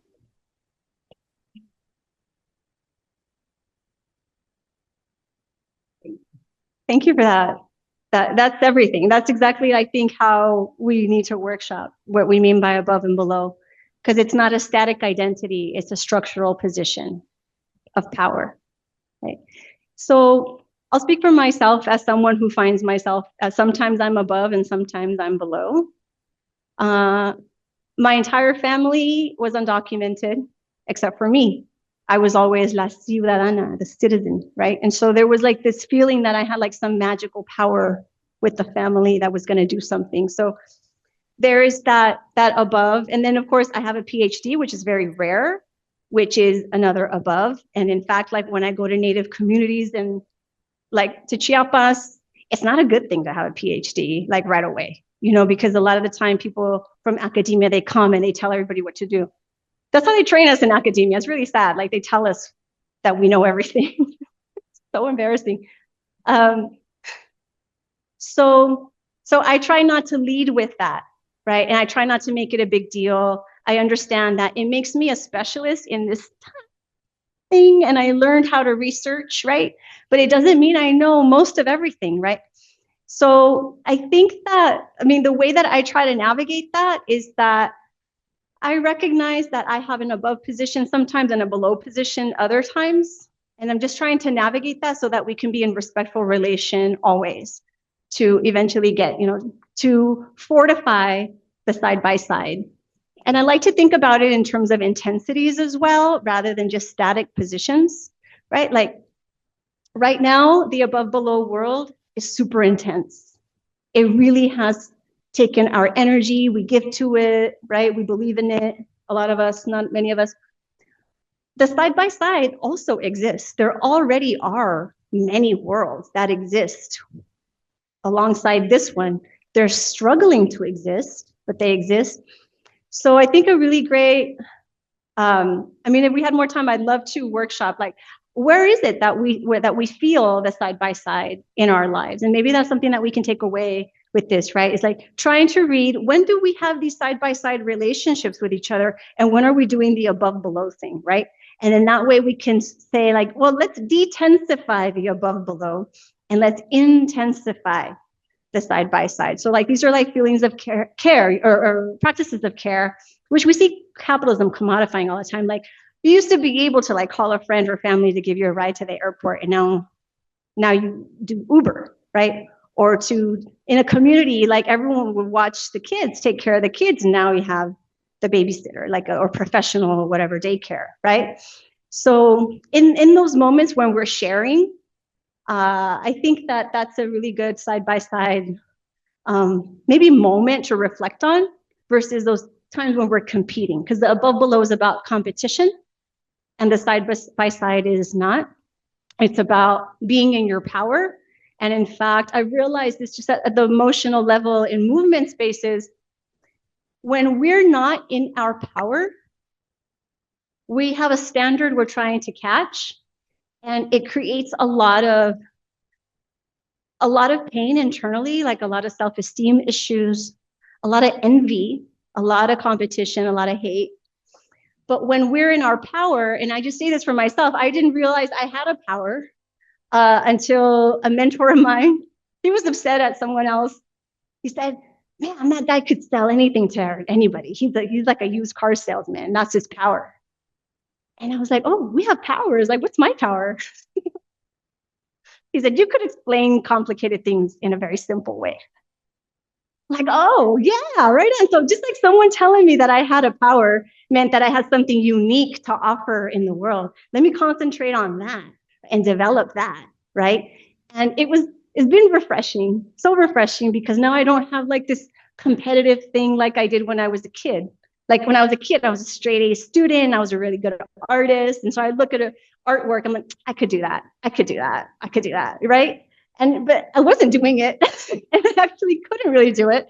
And so like now when I look at artwork, I'm just so happy that there's other human beings doing their beautiful things, because it is like my other me. Like that's my other me. And I think about that too with my so-called enemies.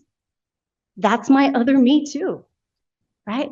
Every single one of us is potentially our other us, and given our context, right? And this is very much from the Maya cosmovision, not just Maya, but this phrase called in lakesh, you are my other me, right? So when we can get into the circulation of side by side, I think more and more we can intensify those other worlds that are still here. They're trying to resist, they're still trying to breathe, and stop giving a lot of our energy or any at all eventually to this above below world, knowing it's a very human tendency to go there. Right? I think something that has been so dangerous to all of us as human beings trying to figure out ourselves as human beings is listening to history about like how certain people were evil. Like Hitler was an evil man. He's not even human, right?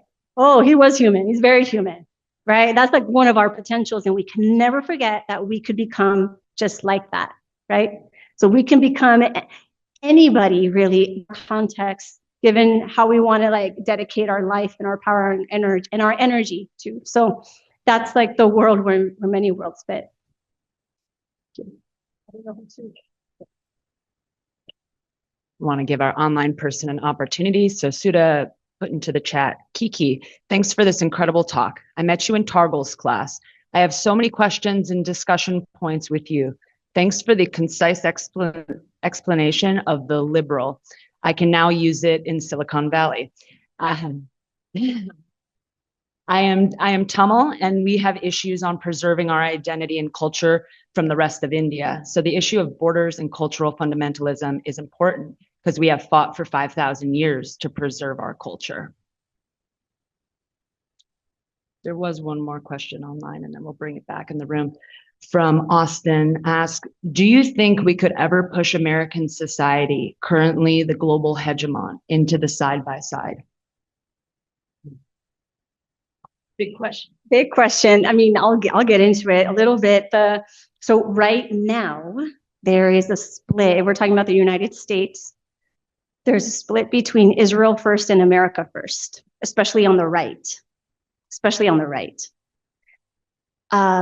I won't get into it too much, but I think that it's an opportunity for us to question, what do we mean by America, right? What do we mean by first, without being fundamentalist about it? Because there is also a fundamentalism in a lot of leftist movements and like native movements, for example, mostly from academia, that have like this firster, like we were here first, everybody should leave now, you know, as if a lot of us aren't mixed. A lot of us aren't, like, we've learned a lot from each other. We have 500 years of struggles that we can learn from and how to share this world together, right?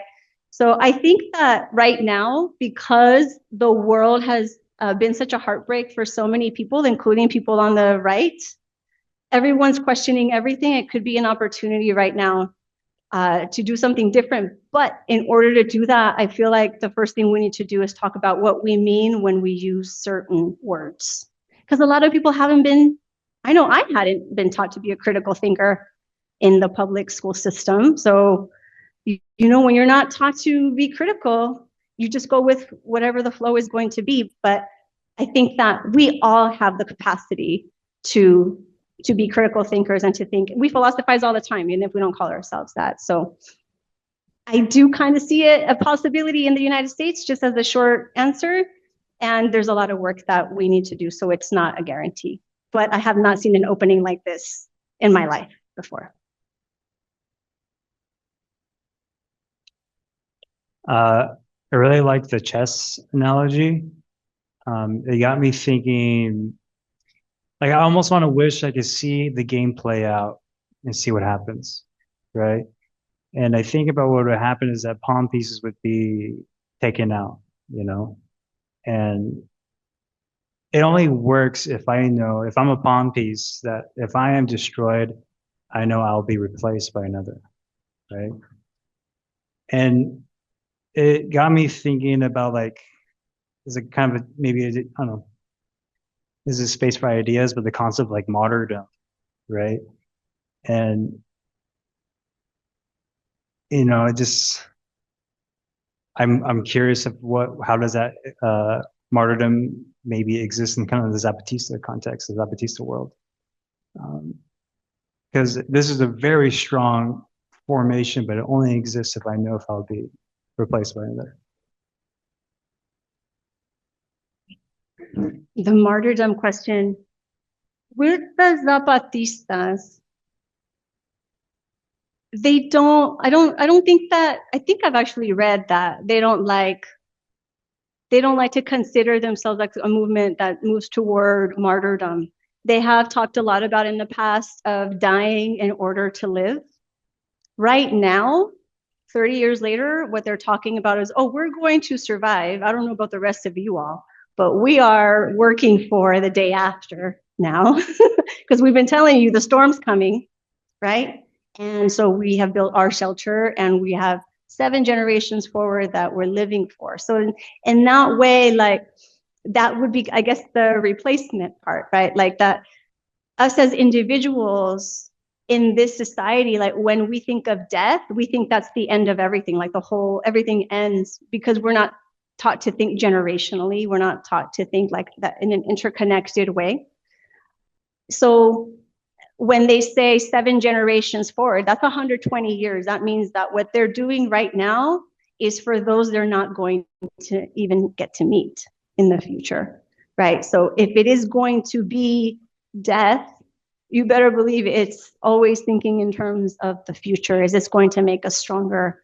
Is me dying going to make us stronger? Like, I think about that a lot as a writer and an artist that does stuff on Palestine. Like, there's a lot of artists and writers who are killed for this, you know? And so I've had to think about, for the last 20 years, like, am I okay with that? And I'm not scared of, I mean, I will say that before the book got published, because I've been trying to write this book for 6 years, I was like, I can't die until this book is out. I hope I don't slip on the soap in the shower. How embarrassing, you know, like, and now, I mean, however we die, you know, but I really wanted this book to be out. And now I'm like feeling, okay, I have left an inheritance for the future, whether I live or die. And then I'm like, I'm still alive. And I'm like, okay, so creator still wants me here. I got to write the 32 pounds book, I guess, you know, or something else. Yeah, but in terms of, the martyrdom question, it's not something we see a lot in the Maya world. We see it in Islam a lot. It's very much in the Quran. And it does have like a communal cosmovision toward that, because the martyrdom isn't for an individual, really. It's for like a bigger community that you're witnessing things to. Does that kind of address your thought of it? Ish?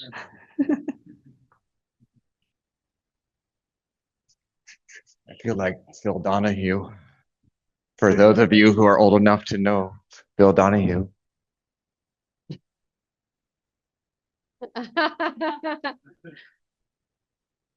So I wanted to follow up on the question that Dave had about the below and above. And I'm wondering if there's a way to think about the below, because that is, I think, you know, first of all, your talk was amazing. I loved it.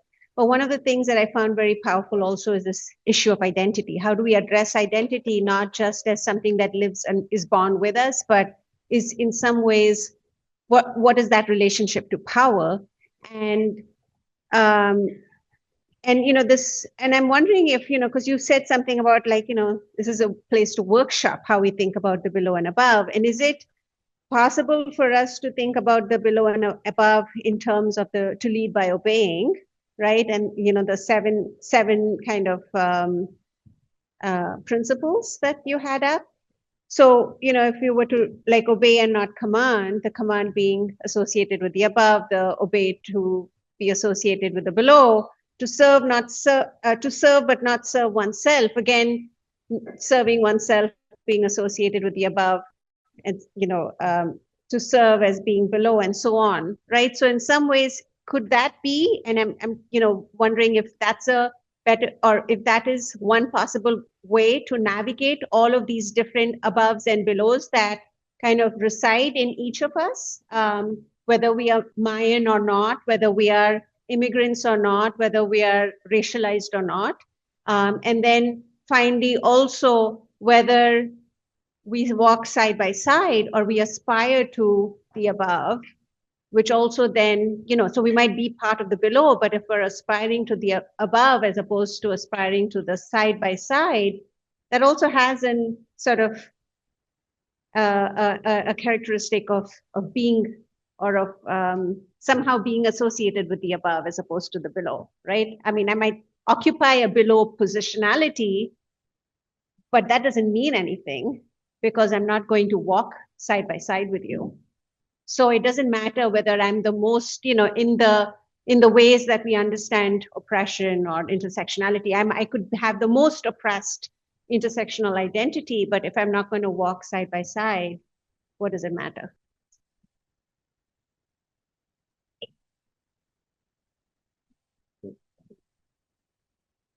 So the Zapatistas have a saying, the Zapatista women, it is one thing to be poor, to be a woman, and to be indigenous. It's another thing to be poor, to be a woman, to be indigenous, and to be a Zapatista. That's the question of resistance, right?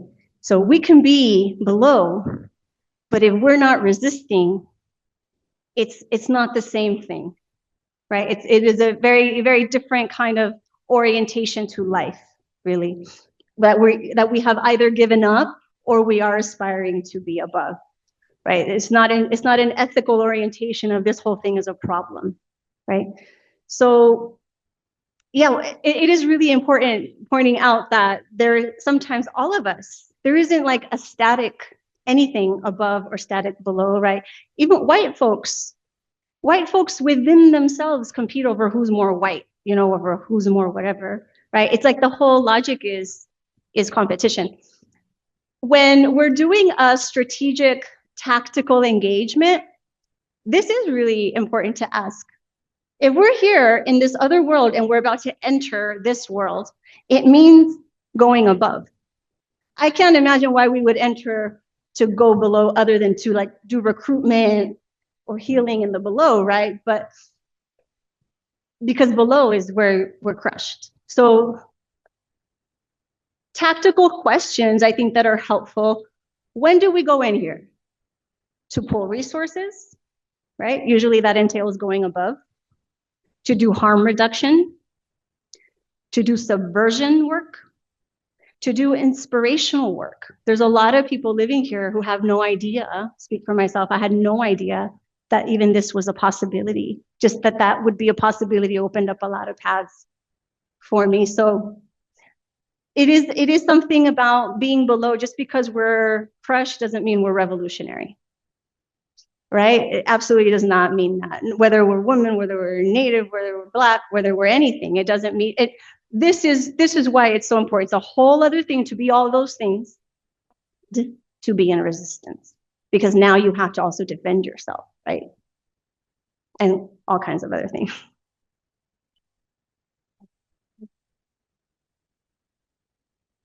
Thank you so much for that, Kiki. I just want to offer a small and loving provocation here also for this question of left versus right.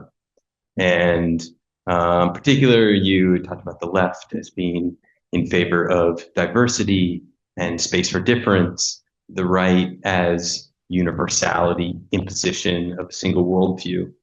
And I think at this stage or this present moment, it's also worth interrogating how that binary is reflected on the thinking of the right today. Because for the present global far right, the big bad is what they refer to as globalism, this notion of a single universalism imposed upon from above on these various national differences, where their particularity is being erased by neoliberalism. And for me personally, like that is as why I think holding to the left as against the right is really important for shaping what is the kind of vision that we're shooting towards, not just autonomy from some kind of external threat. And I think you're getting at this with talking about like what kind of worlds can actually make it possible for every world to fit. I think nationalism, patriarchy are world erasing in themselves, but I think this is a contradiction that's important for us to wrestle with. But thank you.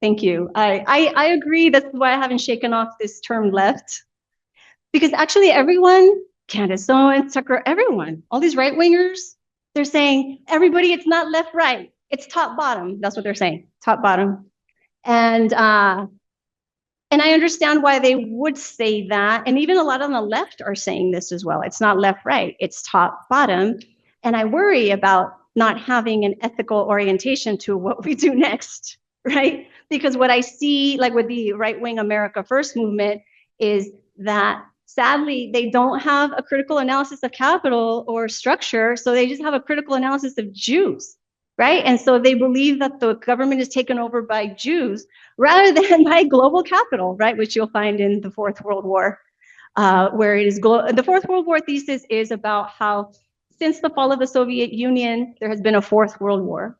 And that war has shifted the relation of sovereignty away from the state and onto global capital. So now nation states are just administrators of global capital. And if you look at China, that's a capitalist country, right? Like who is against capitalism right now? So coming back then to the left, right, there was a very, one of the most famous philosophers in Latin America, Luis Villoro, was out of UNAM in Mexico. And he spent decades of the 20th century trying to figure out like the left, like the contradictions of the left. Why does the left keep replicating the right? Every time we have a revolution, it just happens. They just do this, right? They switch the positions of domination from below to the above and all of that.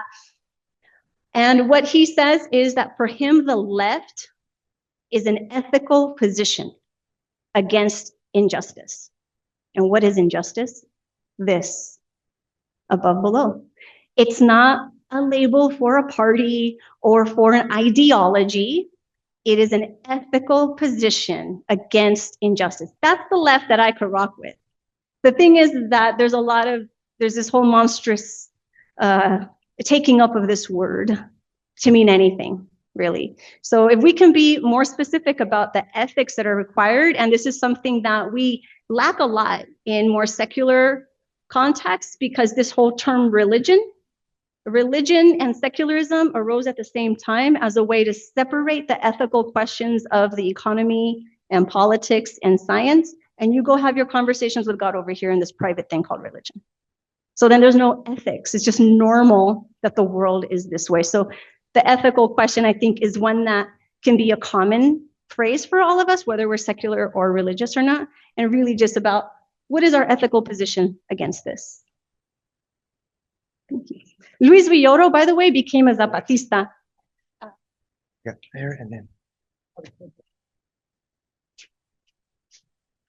Curious, this is a question really about your experience. And you said that you are Guatemalan, you are Maya, you were raised here, you spent a lot of time with the Zapatistas, obviously.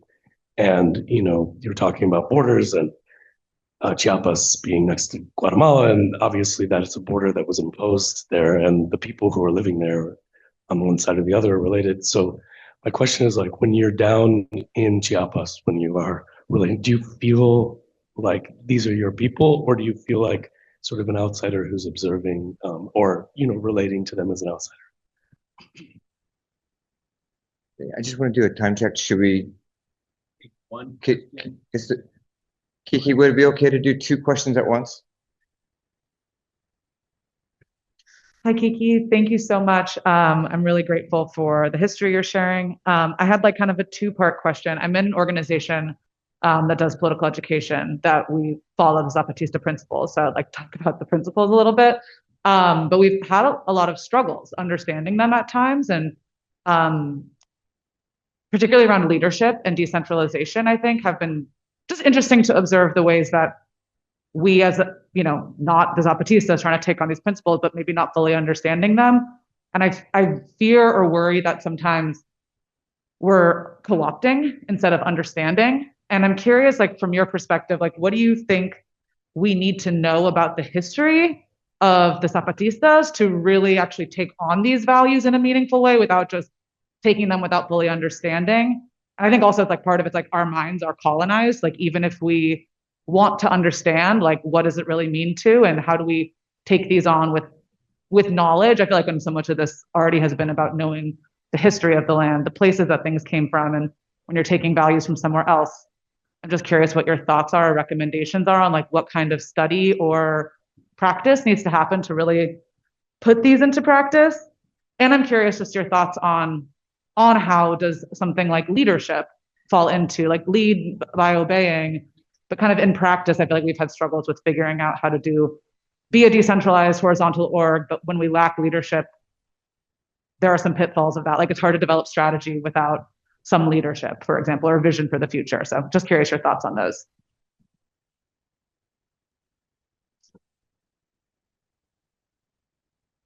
Thank you. So on that second question first, I think probably one of the most important things to study to really understand the Zapatistas, and I'll speak for myself, the elders in the intellectual Zapatista orbit in Mexico suggested that I read 2 books first. One of them is translated into English. It's called Mexico Profundo. It's that also, it's the Spanish name also in the English translation in University of Texas Press, which means Deep Mexico. And it was written before the Zapatista uprising and translated into English by UT Austin so that people could understand the Zapatistas more. And basically what the book talks about is how there's an imaginary Mexico that likes to be European facing. And if you watch the telenovelas, you'll know what we're talking about. Everyone's white and blonde, blue-eyed, right? And then there's a deep Mexico that is indigenous, even if the state has tried to extinguish their languages, and Mexico has been among the worst of these. In the 1860s, about 65% of Mexico spoke an indigenous language. Spanish was a minority in 1860. Today, only 6.5 people speak an indigenous language. The Mexican had Mexicanization, nationalist campaigns to try to make everybody homogenous. And so when the Zapatista uprising happened in 1994, a lot of people in Mexico were like, oh, we have indigenous people in the country? Literally, they believed that they were all gone. And a lot of people started to realize, oh my God, I'm indigenous. How come no one told me? You know, the whole Indigenous National Congress, a lot of folks have that same story. And the National Indigenous Congress, the Zapatistas helped found in 1996. And it's made up by a lot of people who are reivindicating that side of them. So that they are an indigenous movement, I think, is really important, especially on a left that just categorizes them as whatever. They're just like anti-capitalist like everybody else. No, they're not like everybody else. Please understand. The second book is called, it's not I'd like to translate it, but we need resources. It's called Los Hombres Verdaderos, The Authentic Humans by Carlos Lenkersdorf. The first book was Guillermo Bonfil Batalla. Los Hombres Verdaderos by Carlos Lenkersdorf was a book published right after the uprising to also try to get everybody to understand what was happening. And not a lot of people know about it. Carlos Lenkersdorf and his wife Gudrun, they were from Germany and they came up Canada, US, landed in Mexico and went to Chiapas. And Carlos was a theologian, and he was asked by Samuel Ruiz, who was the archbishop there, to translate the Bible into Tojolabal, and he didn't know any Tojolabal. So he and Gudrun went to go live in Tojolabal communities. And it's really beautiful because it was like the first time that the community ever had anyone, an academic, ask them to learn from them rather than to tell them what they're doing wrong. And it's in that book actually where the story about the pot, I threw the pot, I didn't respect the pot, you know, comes in, and it gives a lot of the cosmovision of the Zapatistas, such as like everything lives is part of that, right? So the native cosmovision of the Zapatistas is really important, in addition then to recognizing that the Mexican government wants them dead. So whether they're a progressive government, it really like hurts my heart a lot to see the left just like standing Claudia Sheinbaum and López Obrador and the Zapatistas at the same time. Like to me, like you're not doing any study if you're doing that, right? If you're just like hoping for like the most charismatic people to come at you, right? Which is what we've been taught, right? We need leaders. Freedom is something everyone says they want, but I'm not really sure that that's really true, you know?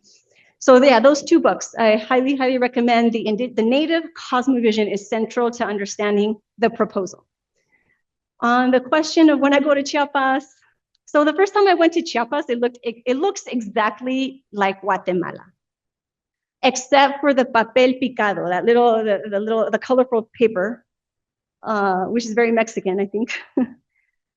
But in terms of if I feel like I'm a stranger or not part, I don't feel like I'm part of the community. I do feel, I mean, of course, my ancestry is Maya. Also, my ancestry is Spanish colonizer. My beloved grandmother's last name is Mazariegos, who is the name of the colonizer of Chiapas, whose statue the Zapatistas took down in 1992. You know, and right now, actually, I'm finalizing an essay on the Mexico-Guatemala border that talks about this. And in doing this research, it's been really healing in that trying to get away from the fundamentalist positions of who's native and who's not, and who's a rebel and who's not, and all of that. My family was also, like when I grew up, I always wanted to know what my last name was, and nobody would tell us. Nobody told the kids. Later on in life, we learned it was Mayan. And we were told we were Ladino, and Ladino is a category in Guatemala and Chiapas, because Guatemala and Chiapas used to be together until the border split them. So they have a lot of these colonial similarities. To be Ladino is similar to being mestizo. Mestizo is mixed, indigenous, African, European. Except Ladino is more than that. Ladino was a legal category that prevented anyone categorized as Ladino from owning any land for hundreds of years, which was very beneficial to the plantation owners, because then they'd have this free labor where people would hop plantation, which is my family. My family hopped plantation to coffee plantation, especially in the late 19th century. So in terms of like, I feel like part of it, I feel very, very comfortable. And I do feel I have a lot of feelings about it. And at the same time, I'm not part of their community. I'm not part of their assembly more than anything. I'm not part of their decision making. So I do not call myself a Zapatista. Like that to me, like a Zapatista, sure, in the heart, all of that. But in terms of like being a member, it means that you actually have to do the work and you have to have accountability and responsibility. So I really understand that as sacred. So I don't consider myself as part of the Zapatistas. I am a student of the Zapatistas for sure. And I'm a big old nerd. I'll leave it there. Thank you all so much. I hope that we can chat some more.